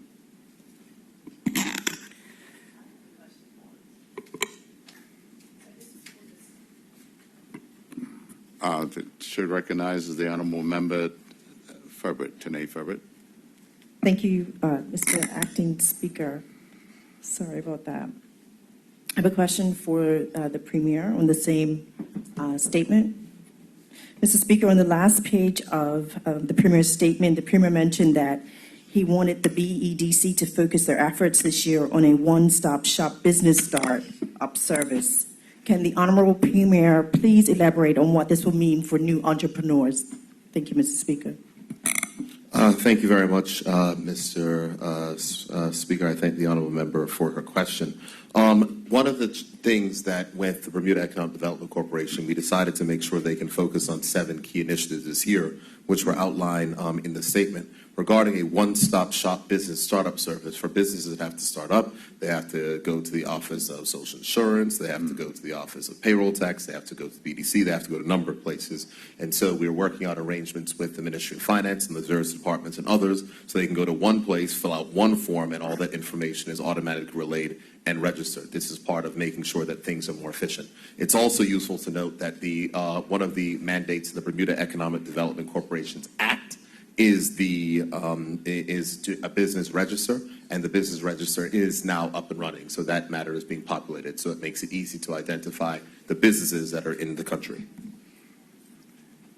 Any further, I think was famous. You had a question? Good morning, Mr. Deputy Speaker. Mr. Deputy Speaker, on page 6 of the Premier's statement, he mentioned that there were 4 entities that have expressed interest in working with the BEDC. May the Honourable Premier elaborate on what some of these entities may be providing? Thank you. Mr. Speaker, I thank the honourable member for his question. I do not have the specifics on all 4, but one of the things that I can tell the honourable member of one of the items which is proceeding under the new powers that were given by this honourable House to the Bermuda Economic Development Corporation is a collective or cooperative enterprise with Bermuda's local fishermen, where we're going to be able to have a fishing cooperative to allow local local fishermen, small local fishermen, to be able to aggregate and to have better rates and better ways to sell their products. That's something that is actively proceeding, and it's something that is able to take advantage of the recent changes. So I know that the Honourable Minister without Portfolio has been working on that particular item, and it's now been transferred over to the Bermuda Economic Development Corporation with the cooperative team, and they're looking to use the new powers here so our local fishermen can form a collective enterprise, a fishing cooperative, where they can have shared resources and processing of space to go ahead and to sell more fish to the local market. Honourable Member Tyrrell. Thank you, Mr. Acting Speaker. I also have a question to the Premier on his statement. During his statement, the Premier mentioned the focus on shared assets and infrastructure. Can the Premier please elaborate on this point, and what exactly does that mean? Thank you very much, Mr. Speaker, and I appreciate the honourable member's question. The statement was rather long, so I didn't want to speak for more than the 15 minutes of which I did speak. However, shared assets is something that is particularly important, and it's one of the challenges that we have in Bermuda, where the market is so small that if you make this large investment in a particular asset, you're not going to use it for 24 hours a day. And the thought is, as opposed to the BEDC giving out $20,000 grants to 5 entities that are going to possibly do the same business, to work with them collectively so they can form a collective enterprise underneath the new powers of the Act, where the Bermuda Economic Development Corporation can participate, possibly put up $50,000, buy better equipment that all of those persons can share. So there's things that are being looked at and examined, such as community kitchens and collective kitchens to assist with persons in those particular areas. Items when we're talking about customized printing and those type of services. So those are the matters of which we're looking at insofar as shared assets. There's a number of entrepreneurs that come up with similar ideas, and the BEDC, as opposed to granting individual microloans to these persons, and so they have these higher upfront expenses to look to collectively group persons together and use shared assets. And it's a different vision, but it's something that we believe will make the businesses stronger and create better economies of scale. Okay, the next is Honourable Member Mr. Dunkley to Mr. Raban. Thank you, Mr. Speaker. Mr. Speaker, in connection with the statement by the Deputy Premier on the annual report of the Registry General, on page 3 and 4, the Honourable Minister states the population estimates were rebased in 2016 after the 2016 population census. The Honourable Minister goes on to say the rebase of the data is the reason why the population estimates are lower in 2016. Can the Honourable Minister please provide this Honourable House the need for the rebates? Why was the rebates actually done? Mr. Minister Raban? Thank you, Mr. Speaker. I think because the work of the Registrar General relies on surveys on an annual basis on population, whereas the census is the actual one individual count of individuals who are living on the island at that particular time. So it brought about a more accurate count that could then be reflected in the statistical information of the registrar, that is why the rebasing was done. If the honourable member wants more details as to how that was done, I can undertake to provide that with speaking to the registrar. Mr. Dunkley? Mr. Speaker, that satisfies. I assume that was the case, obviously, with the 2016 census. A lot of it was done electronically, so we probably had a higher accuracy rate in that, and we probably had close to 95% of the community that was actually surveyed. So just one more question to the Honourable Minister. In 2010, I assume there was a rebase done at that time, and was it more significant than in 2016? Thank you, Mr. Speaker. I cannot answer that question in relation because it wasn't actually in my statement, but I can certainly undertake to inquire with the registrar if a similar process was done with the 2010 census. Mr. Dunkley? Mr. Acting Speaker, that's certainly acceptable. I look forward to the Minister following. But the reason why is because I believe in that census, we hadn't launched the electronic compiling of the census. So I'd be curious to see just how much accurate we are with the electronic system, and that will help us going forward. Any further questions, Mr. Dunkley? No. Okay. Mr. Dunkley, you also have a question for Minister Wilson. Yes, thank you, Mr. Honourable Speaker. To the Honourable Minister Wilson, in regards to the statement, Bermuda Health Plan 2020, on page 6, the Honourable Minister refers at the bottom of page 6 to the unified model, which is best suited. So the question to the Honourable Minister, what other smaller jurisdictions have a single unified model or a single payer system?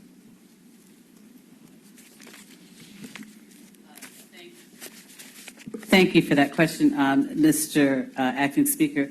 The one jurisdiction that comes to mind is actually Bahamas. Mr. Dunkley?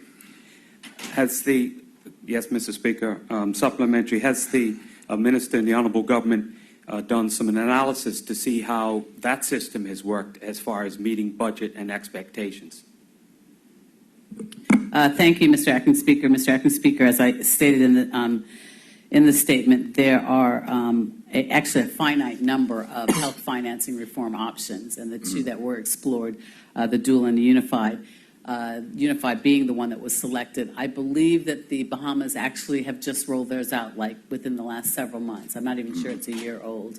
However, part of this process, obviously, with respect to consultation, does involve looking at other jurisdictions to get best practice and learn from them. However, as stated in the statement, though, Mr. Acting Speaker, the unified system has been the one that the government selected that we will be moving forward with and transforming. Thank you. Mr. Dunkley? Yes, thank you, Mr. Acting Speaker. The next question, the Honourable Minister, in statements to this House and in the first public meeting, has gone to lengths to try to explain the plan, but there have been a lot of questions that have not been able to be answered.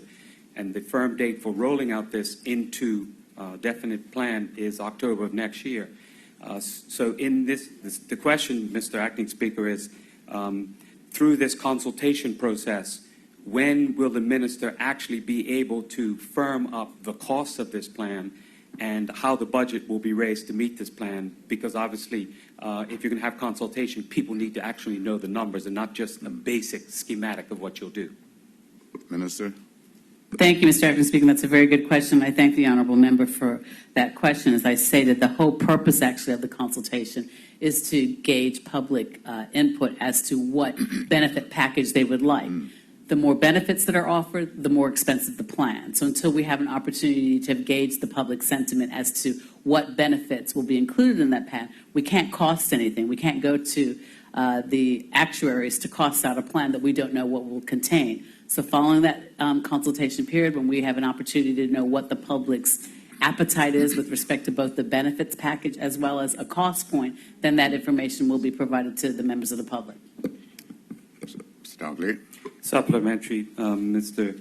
Acting Speaker, I appreciate the answer from the Honorable Minister. In regard to that answer, in regard to the benefits, the Minister has talked about this basic Bermuda health plan. I believe that was the name.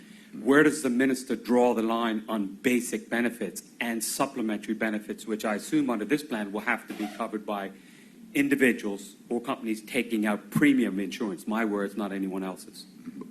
Minister. Thank you, Mr. Speaker. Mr. Speaker, as has been stated as a matter of public record, the Bermuda Health Plan 2020, which will replace the standard health benefit, does provide for the basic package for persons. We are providing for more preventative measures as well as preventative and primary care. Supplementary. I believe the Honorable Minister is on record as saying that the basic plan would cost about $500 and something monthly for individuals. In a previous answer, the Honorable Minister said she was unable to ascertain the cost because we're still looking at benefits adding into it. So how do those two answers match up into the vision of government? Minister. Thank you, Mr. Speaker. Mr. Acting Speaker, excuse me, as I've said on record, that is a model mock plan, and that the mock plan has been costed out at $541. It is a mock plan. Again, it is subject to what the consultation process, once upon its conclusion, what benefits will be included. That is a simple mock plan, and based on what is in that mock plan, I don't have it in front of me, but I think that's the 541 figure. Based on the mock plan, yes, that's what the actuaries have costed out. Any further questions, Mr. Dunkley? Okay. Mr. Pearman has some questions for Minister Wilson. Thank you, Mr. Acting Speaker.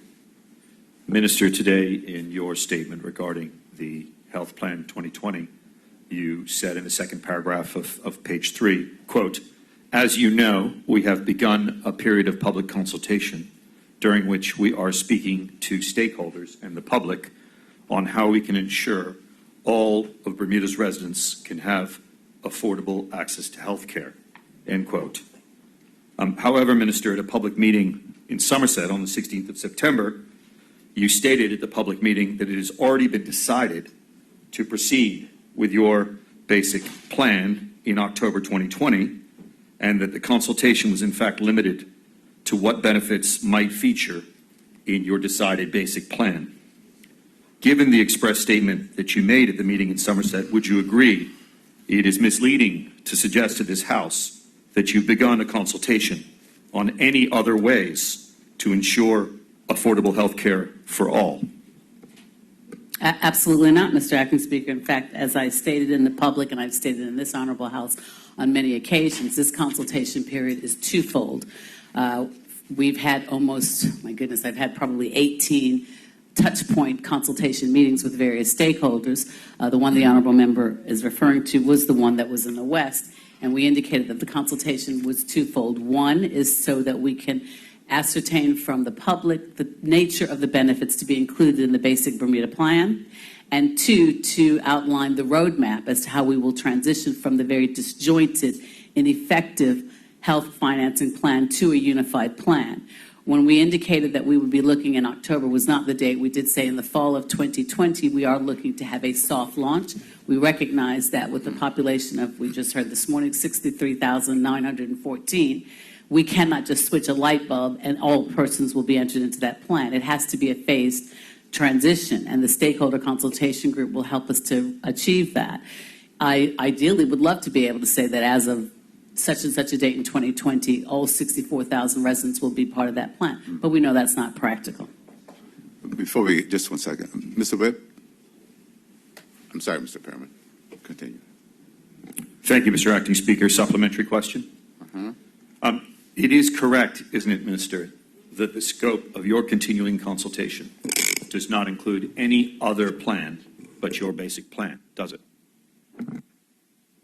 Mr. Acting Speaker, the scope with respect to the consultation, as I said, in addition to the roadmap, includes what the basic health plan will look like. There's never been a suggestion. We've always made it abundantly clear that persons are still have the option to have a supplemental benefit negotiated and privately with insurance companies. However, at this point, the basic plan is what is the subject matter of the consultation, and what it will contain is up to public consultation. Thank you. Supplementary. Continue, Mr. Chairman. If the only scope of the consultation are various permutations of your single option, that is not a full and proper consultation, is it? I'm not 100% sure what the honorable member is referring to, but as I've said again, and I said it several times at the Somerset, and I'll say it continuously, the plan is a basic health plan, Bermuda Health Plan 2020. The benefits package that will be included in that plan is up to public consultation. That is what we're doing now. We're engaging members of the public. I'm glad the honorable member was actually in Somerset to hear the presentation. And I would invite him to go online, like I invite all other members of the public, to the government website so that they can look at the consultation document and provide their input as to what type of benefits would they like to see included in the plan and the cost point. Mr. Chairman.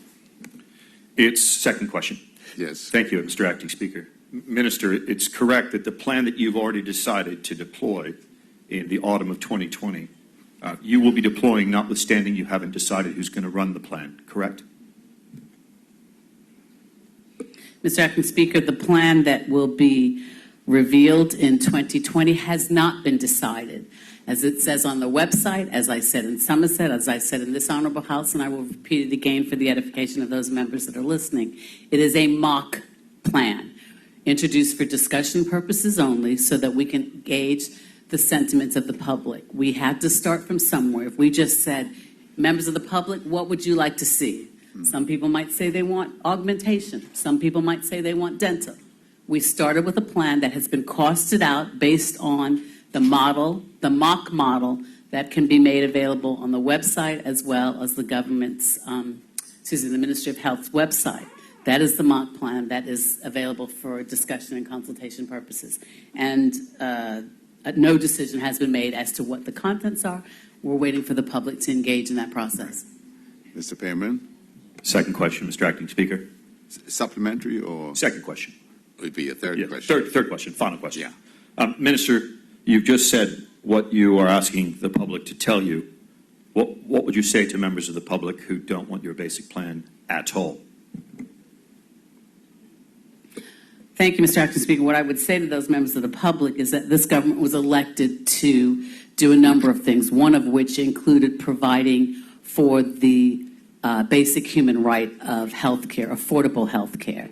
And that is exactly what we are going to do. We have taken steps starting from 2010 to get to this position where we are.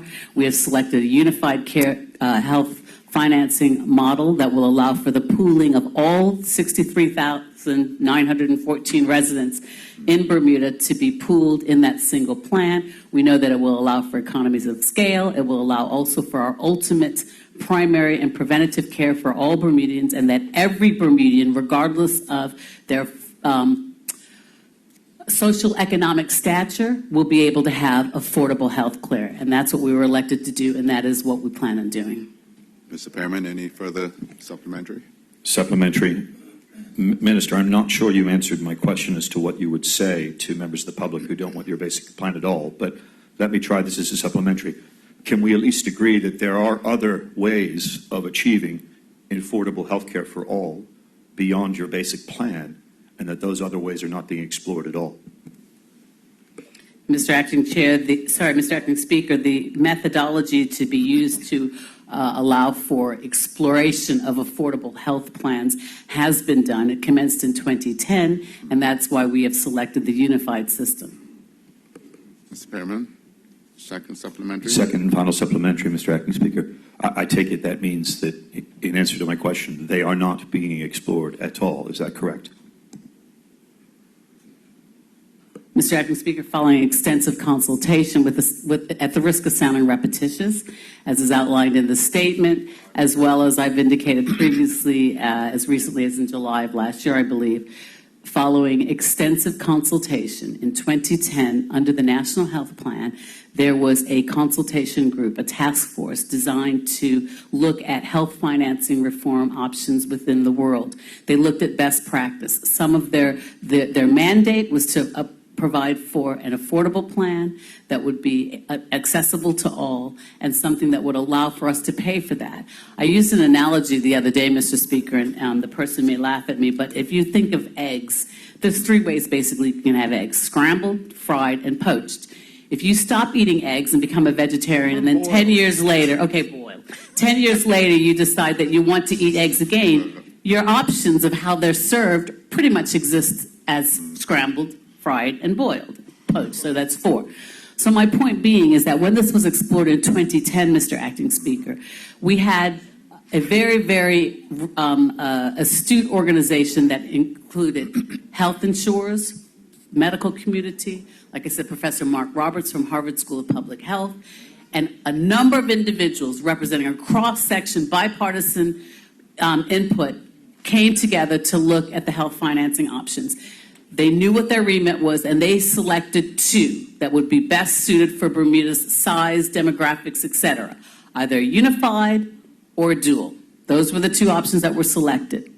They completed their report, Mr. Acting Speaker, in December of 2012.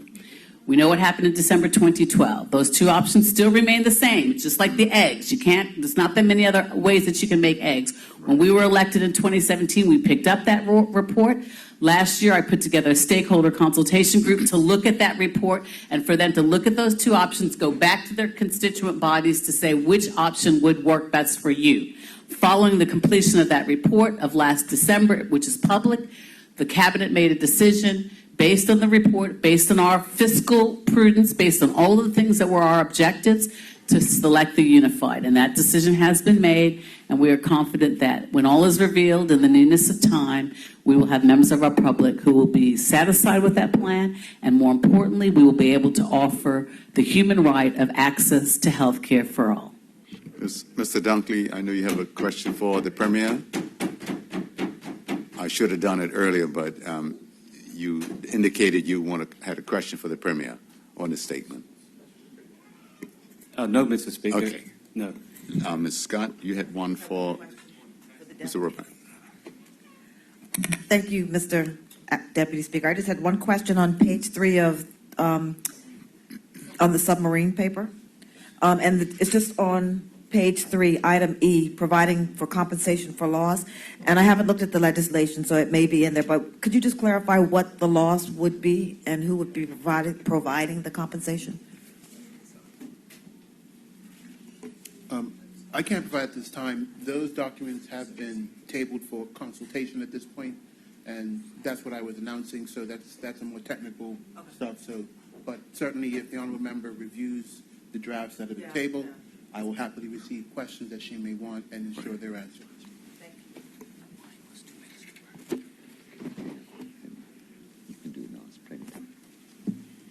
Any further questions, Ms. Scott? No, thank you. Mr. Dunkley? Thank you, Mr. Acting Speaker. My question is to the Honourable Minister of Public Works in regards to the Honourable Minister's statement. I thank him for the clarification and for the record. Yes. I did look into the procurement process, and I'm satisfied that it was done in an appropriate way. And I'm glad that there's been some transparency, because obviously in a small place like Bermuda, it's needed, and we should not push people out just because of the positions they hold. However, in regard to that, to the Honourable Minister, if the Honourable Minister can please answer the question, when will all the bunker work be done, and how much time after that does the Honourable Minister think it is required for the sand to be settled and playable for professional standards? Minister? Mr. Speaker, 2.5 to 3 weeks. Any further questions, Mr. Dunkley? I thank the Honourable Minister for that statement. I think the 2.5 to 3 weeks means for the bunker work to be done, not the second part of it. A supplementary question to the Honourable Minister. How much sand will be left over once this is done, and how long will it last? Minister. Mr. Speaker, I don't have a damn clue. But I would have thought the former president of Mid-Ocean Club probably has a better idea than I. Mr. Dunkley. Mr. Speaker, Acting Speaker, unfortunately, not knowing the degree of the work that had to be done, I couldn't estimate that, and I would dare to do that. But having said that, Mr. Acting Speaker, a question supplementary to the Honourable Minister. Has there been any other importation of sand by a separate means? Minister. Mr. Acting Speaker, not to my knowledge. Mr. Dunkley. Second question. Continue. Mr. Acting Speaker, on July 19th, I asked the Honourable Tourism Minister questions in regard to the budget for the preparing the Port Royal Golf Course for the championship event that will be held here. Can the Honourable Minister of Public Works now inform this Honourable House of the approved budget for preparing the course for the championship to be held at the end of October? Mr. Acting Speaker, no. Mr. Dunkley. To the Honourable Minister, is there Is it supplementary? Yes, sir. Is there actually an approved budget for this work?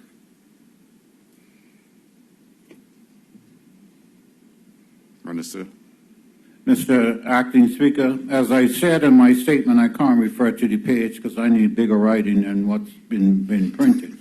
There is not an approved budget for the works. We are still carving out what is regular work at Port Royal versus specific PGA work. Any further questions, Mr. Dunkley? Yeah, question number 3. To the Honourable Minister, what outside contractors are being used to conduct this work and have all been approved through the regular bidding process?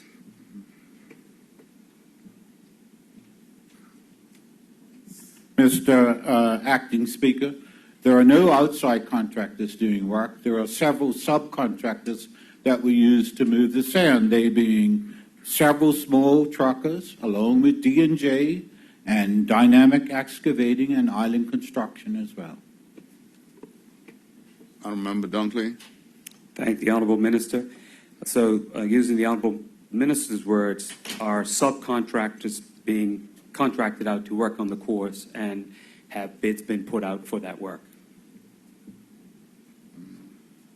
Mr. Acting Speaker, the only subcontractors that are being employed to work on the course are those that I listed previously. And no, they haven't been put out they haven't been put out to tender because they actually work for us, the Department of Parks, the Skills Development Program, and staff from the Hustle Truck.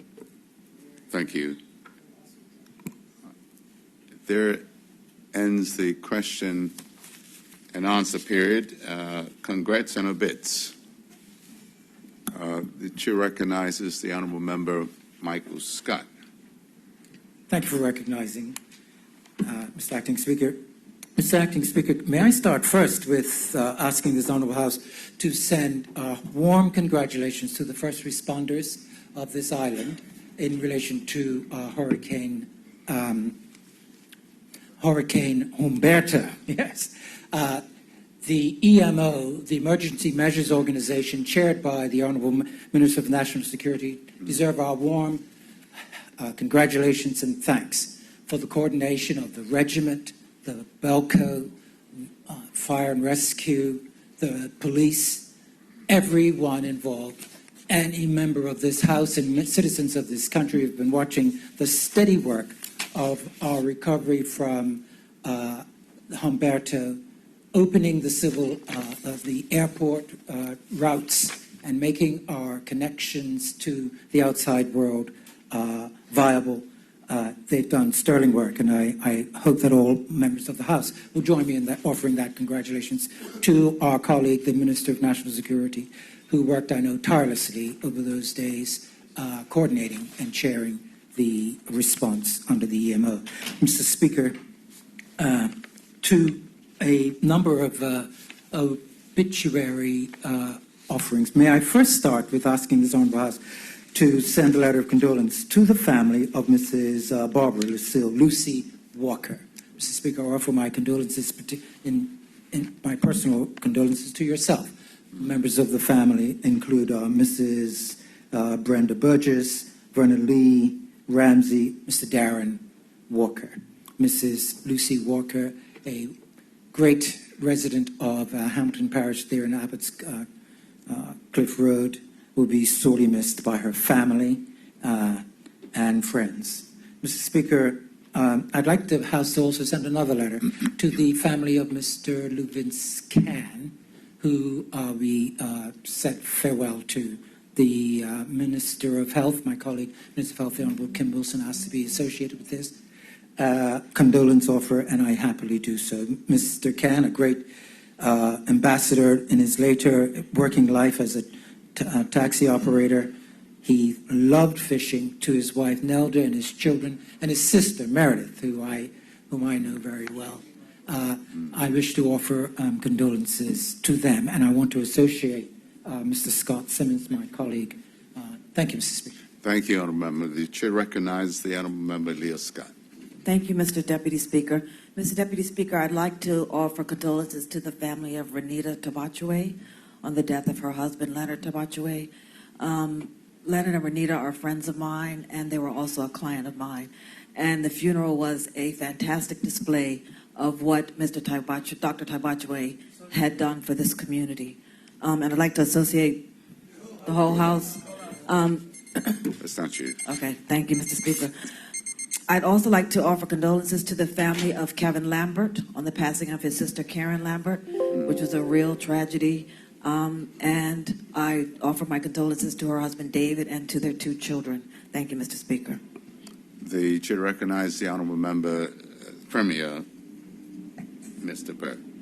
Thank you very much, Mr. Speaker. Mr. Speaker, I would like to, on record, be associated with the remarks from the Deputy Leader of the Opposition to the family of Dr. Tabachue, whose time with us on Earth was too short.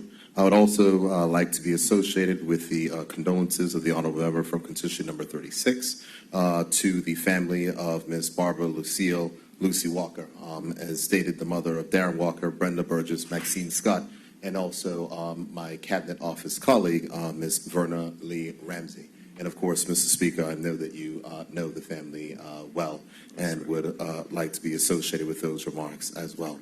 Mr. Speaker, I'd also like to ask that this Honourable House do send a letter of condolence to the family of the late Mrs. Karen Green. Mrs. Green was the wife of the Progressive Labour Party branch chair, Constitution number 32, Mr. David Green, and she passed away last week after an incredibly courageous battle with illness. I wish for nothing but peace and comfort for her family during this difficult time, and of course I pray, Mr. Speaker, that she rests in peace, and I'd like to associate honourable members with those remarks. On to a matter of congratulations, Mr. Speaker. I would like, this past weekend, I was on hand with Minister Fogo to greet the Bermuda men's national rugby team as they played in the finals of the Caribbean Rugby Championship at the National Sports Center. And of course, I'd like to send congratulations as they did win that competition, and therefore Bermuda is the Caribbean Rugby champion. So congratulations to that team. Thank you, Mr. Speaker. Thank you. The Chair recognizes the Honourable Member Selvin Richards. Am I got it right, Selvin or Sylvan? Sylvan. I always mess it up. That's okay, okay. Mr. Acting Speaker, I would like to be associated with the comments to the family of Dr. Leonard Tabachue. Dr. Bachue was my doctor. A few months ago, I had cataract surgery. It was a delicate operation because I had other preconditions going on with my eye, and Dr. Tabachue was very comforting. He was a very kind man, and he made me feel completely at ease prior to going into that operating theater. The surgery was a success, so I was very shocked when I heard of his passing. I'm sure the whole of Bermuda felt the same. Dr. Bachue was originally from Accra, Ghana, before he moved to Bermuda in 1994, where he pioneered ophthalmology in Bermuda. And he became the first honorary consul for Ghana in Bermuda in January of 2011. Once again, he will be a great miss. I would also like to extend condolences to the family of Mr. David Bean, also a cousin of mine, who was eulogized at St. Paul's AME Church last Sunday.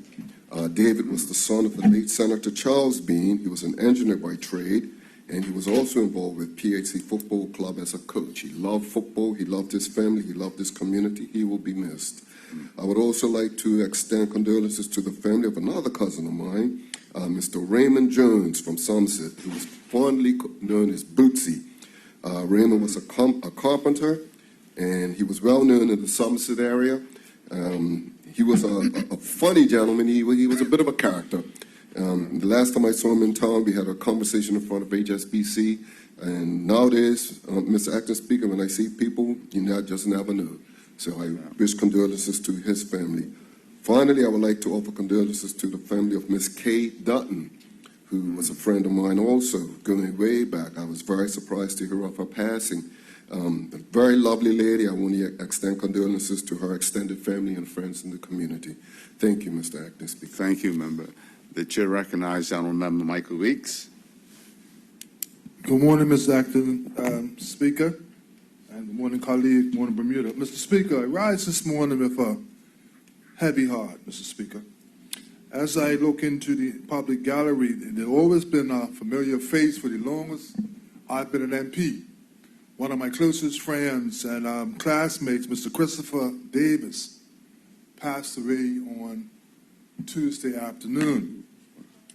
So I ride, and most of us may know him from being on the radio, always talking politics, giving us words of wisdom and scripture lessons and readings, and he was like a conscience for us, Mr. Deputy Speaker, Acting Speaker.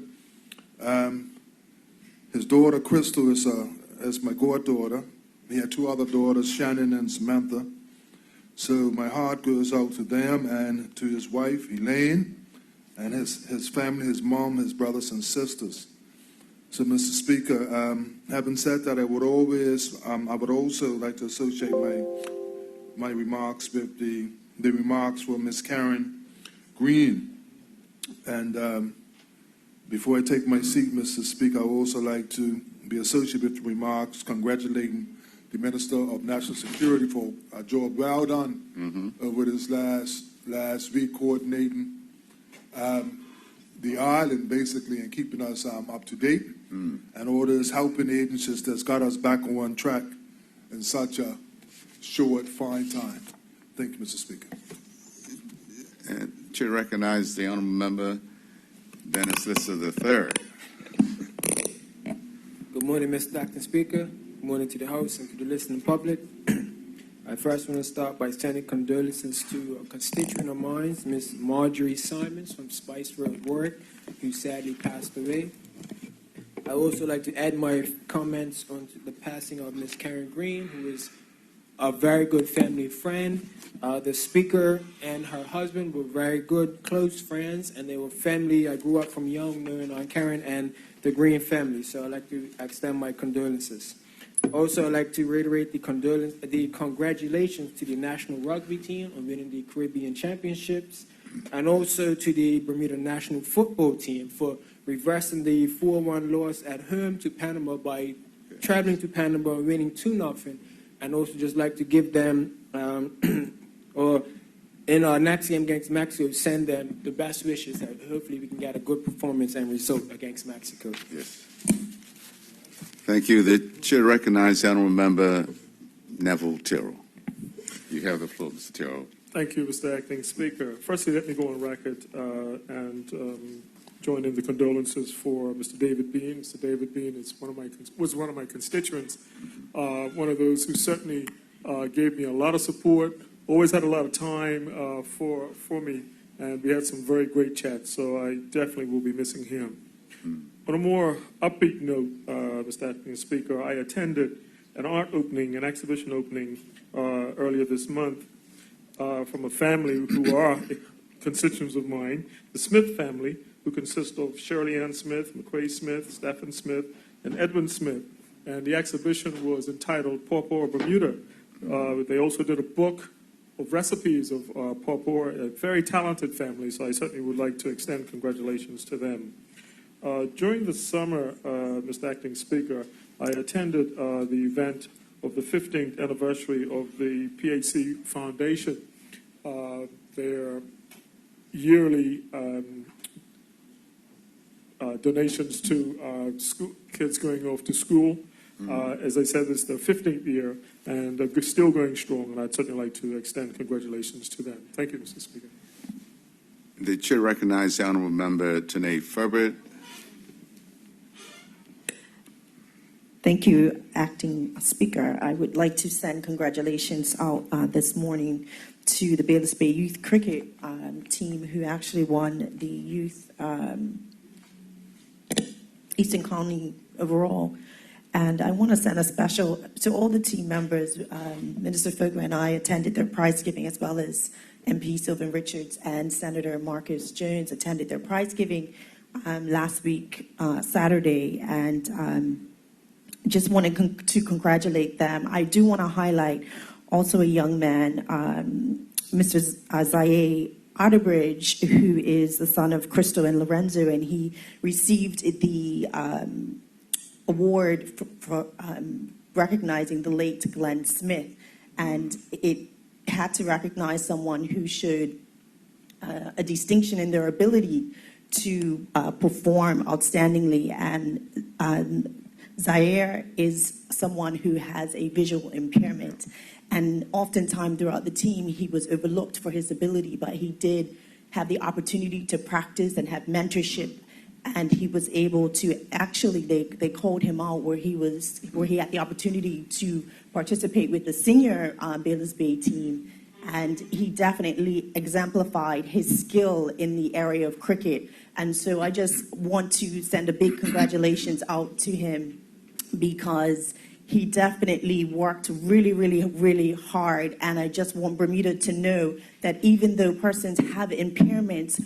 once they are given the opportunity and given the skill to be able to succeed, that they will definitely succeed. So I want to, again, congratulate Zaire Otterbridge. Thank you, Mr. Speaker. The chair recognizes the honourable member Scott Simmons. Mr. Simmons, you have the floor. Good morning, Mr. Speaker, and good morning, colleagues. Mr. Speaker, I rise in this honourable House, recognizing that the Premier and members of this House have already extended this House's sympathies to the family of Karen Green. Mr. Speaker, her husband is a very close friend of mine. He is the chairman of my branch and my constituency, and I have had the opportunity of being very near to that family for quite a long time. So our hearts are heavy, and every single member of this House, I'm sure, extends to David and to Dion and to Dejan our deepest, deepest of sympathies. Mr. Speaker, she was a wonderful, wonderful character. She was soft spoken, but there were times when she was explosively friendly and joyful. Mr. Speaker, she was an educator. She enjoyed teaching her students, and she spent an inordinate amount of time, as so many of our other teachers, in the classroom and concentrating on their students. She will be much, much missed by the education community. Mr. Speaker, also from Mount Zion AME Church, she was an active member in that church. They will sorely miss her, as was expressed at her recent private viewing and at her burial. Mr. Speaker, she will be appreciated for her love and of her family, and I don't believe that there is anyone in our community who I can recall who had a sincere, absolute love for her family, that being the Lambert family, the Williams family, the Hudson family. There was a Hamilton Parish connections, and certainly her Whale Bay family, and of course the Green traditional Green's Guest House family tradition. Mr. Speaker, I extend to David my sincere sympathies and wish him well and wish him the very best as he moves forward in his life. Mr. Speaker, also in the last few seconds that I do have, I'm not sure whether we spoke about Pop Hall, who passed away not so long ago in the Rose Hill area. Associate he. Popple? No, We did I'm do sorry, it that was already? Jones. No, that was Jones. Go ahead. We may have done that already, so I asked to be associated with that. Thank you, Go ahead. Mr. Acting Speaker. And also, if we've not done so already, Dr. King, Dr. James King, I'm not sure whether there was a no finer gentleman, no finer doctor, no greater physician in this country. In his passing will be sorely missed by us all. Thank you, Mr. Acting Speaker. Thank you. The chair recognizes the honorable member, Rolf Commission. Rolf Patton. Thank you, Mr. Speaker. Mr. Speaker, I just wish to associate, as I noted, with the comments expressed and the condolences that were extended by the member of 32 to David Green and the family on their loss. Mr. Speaker, and also I would follow on with that by noting earlier from a few members and the Association of the Whole House around the passing of Leonard Ty Botchway. My wife is first cousin to his wife, Renita, and my deepest condolences go out to the family and the fine three sons who I am certain are going to make their mark, both in Bermuda and internationally. Fine young man, a testimony to the mother and father. The other testimony for a great man as he was the funeral itself. Mr. Speaker, many of us here will remember a delegation from Ghana that were in our midst only about 3 months or so ago, and they were accompanied by the consul, Mr. Botchway, Dr. Botchway, while here, the honorary consul. Many of those individuals, including additional members from the highest levels of Ghana's government, came back to celebrate that funeral with us. And it operated on so many levels, Mr. Speaker. And of course, the Reed and Fogo families on the wife's side, they were joined by his mother, members of his African family, and members of the government delegation from Ghana, including the ambassador to the UK, including the head of their foreign office, including the head of their chancery, and a few others. And they were all arrayed in their traditional Ghanaian garb at the funeral, reaffirming that connection between Africa and this hemisphere, and more specifically, between Ghana, the Gold Coast, and Bermuda. Many of us in Bermuda have seen the number of Bermudians over the last quarter century or more who have spent time, even lived in Ghana. We have Mr. Sherlock, for example, who's been over there for the last 3 or 4 years. I still say that's to Bermuda's loss, not only with him and others, but there is a deep connection between both regions. And also, finally, Mr. Speaker, I said on the night at the wake, which was also a fantastic example of Bermudian and African spirit coming together as one, and a chance to speak, and I said, the two things happened in 1957. One was my birth, and the other was the birth of a nation, the first African, sub-Saharan African country to achieve independence, the Black Star of Ghana, and how that idea of independence for Africa and for our region in the Caribbean had its root to a large extent over this side of the world. We're doing a bit. So anyway, I just want to say it was a fantastic event at that funeral. And again, my condolences go out to the whole family. Thank you so much, sir. The chair recognizes Minister Levita Fogo. Thank you, Mr. Acting Speaker. Mr. Speaker, I'd like to be associated with condolences for Dr. Ty Botchway, and I would like to extend condolences to the Williams Burchell family for young Miss Nikki Burchell. She passed away overseas. I'd like to associate Minister Wilson with these comments. She passed away overseas, taken quite young.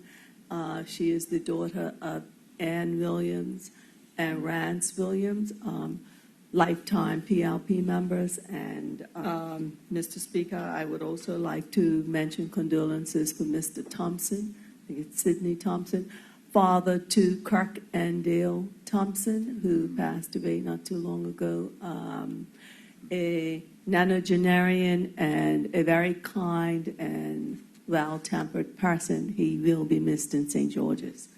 I would like to express congratulations for both the rugby team and the youth cricket Bayless Bay team. Again, with the rugby team, they are now the champions of the Caribbean area, and it's been a great couple of years in sports for Bermuda, many of our sporting teams rising to the top and claiming championship. And so for the rugby team to be able to achieve that is just another feather in our cap. And with the young cricket players, it's always a joy to be able to go and celebrate young people, because we know things like sports are the glue.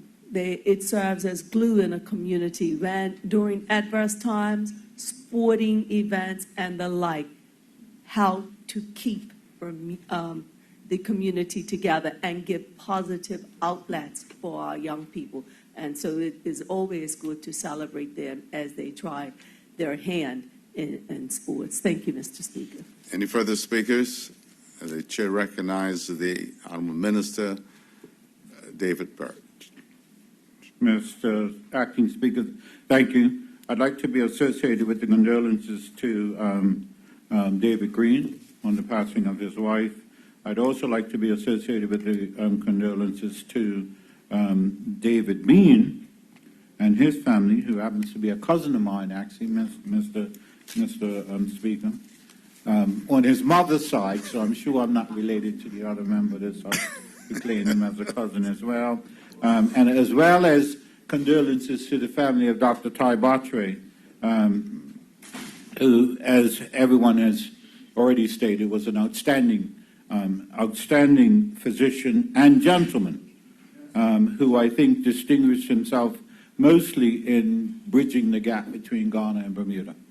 Mr. Acting Speaker, I'd also like to ask that condolences be sent to the family of Charmaine Ismail Elizabeth Tucker. Mr. Speaker, she was the mother of 5 boys, one of whom works for us in public works, the older one, and the 2 younger ones I know probably better than all of them, Manai and Judah Roberts, who are young, and when I say young, Mr. Speaker, I mean young. The Manai is about 31, and Judah is about 22, and they're young entrepreneurs. And they have ideas that I think that are going to turn this country on its head in a positive way. And we are trying within the ministry and other areas to help them develop that skill. It is clear to me, Mr. Speaker, that their mother instilled in them the courage and the discipline and the wherewithal to stand on their own 2 feet and to be positive influences in this country and to make a difference. So I would ask that condolences be sent to the entire family. Thank you, Mr. The chair recognizes the Honorable Member Christopher Famous. Good morning, Deputy Speaker. I'd like to give some condolences to some Devonshire people. First one is Mr. Emmanuel Barron from Gilbert Hill and Smiths, call it Devonshire. He was a master tradesman, passed away recently. Miss Mary DeFunts, she lived to 102 years old of Middle Road, Devonshire. Actually born on Roberts Avenue, Devonshire. And also Miss Sheila Harvey, passed away recently of Collectors Hill.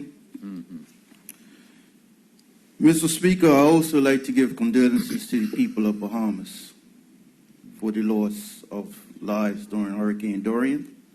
And I'd like to give congratulations to the Minister and the Ministry of National Security for the stellar work over the last month, not only with the aid to Hurricane Dorian, but for us during Hurricane Umberto. Thank you, Mr. Speaker.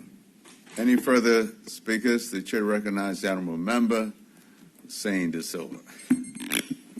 Thank you, Mr. Deputy Speaker. Mr. Deputy Speaker, I would like to be associated with the condolences for Manuel Barron, who I had the pleasure to know and work with over the last 30 years. I would also, Mr. Speaker, like to give condolences to Ricardo Eugene Sharkey Davis from Somerset, who recently was funeralized. Had the good fortune of spending a lot of time with Sharkey over the years, Mr. Speaker. Certainly was a figure up in the west end of the island. Mr. Speaker, I also like to associate condolences to the family of Karen Green, whom I know, Mr. Speaker, longer than a husband, I think. And in fact, I always used to tease him. The only reason that he had her as a wife because I let him. But certainly Karen will be sorely missed. My heart goes out to the family and David, who's a very good friend of mine. People will know that there's a certain person in this chambers that goes by the nickname of Scalacci. And it's another fellow that goes by a nickname of Scalacci 3, and that's Mr. David Green. And we don't use that term, we don't use it lightly, Mr. Acting Speaker. So she will surely be missed, and my heart goes out to her and the family, whom I've known for many, many years. On a lighter note, Mr. Speaker, I'd like to offer congratulations to Mr. Millard Shiner Simons and his wife, Jeanette. They celebrated 67 years of marriage in July. 67, Mr. Speaker. So I certainly take my hat off to Jeanette for putting up with Shiner for 67 years. But what a great couple they are, and what a great example they are for his son, Shiner Jr., who is a very good friend of mine. And whilst I'm on my feet, Mr. Speaker, someone I think that all of us on this side know very well, Mr. Glenn Woodsy Woods and his wife celebrated 45 years, him and Kendi. Kendi deserves a medal for sure. Mr. Speaker, and as my colleague Scott Simmons says, that Glenn done 45 years, but Kendi done 90, and I don't doubt that for a minute. And I'd like to finish, Mr. Speaker, on giving for the House to give congratulations to Miss Dulcie Zool, who recently turned 100 years old and is still full of life herself. So I think she's going to be one of those that might live to make a record in Bermuda. Thank you, Mr. Deputy Speaker. Speaker recognizes the Honorable Deputy Leader, Mr. Ruban. Thank you, Mr. Speaker. I'd like to be associated with the condolences, particularly to the Green family, as well as the Devonshire Parish condolences given by the Honorable Member who sits for Constituency 11. I would like to be associated particularly with his condolences that he gave to Sheila Etor Harvey. She was 95 and the oldest surviving member of the Harvey White family of Smiths and Devonshire. She was the aunt of my wife, Nadine. Yes. Oldest surviving member of their family, of which you, Mr. Speaker, I know have a connection with. Yes. And she was an incredible woman with an incredible spirit and sense of humor, and lived a full and happy life as a proud Devonshire and Smiths native. And we will miss her dearly. Yes. Thank you very much, Mr. Speaker. Thank you, Deputy Premier Ruban. Any further? Okay.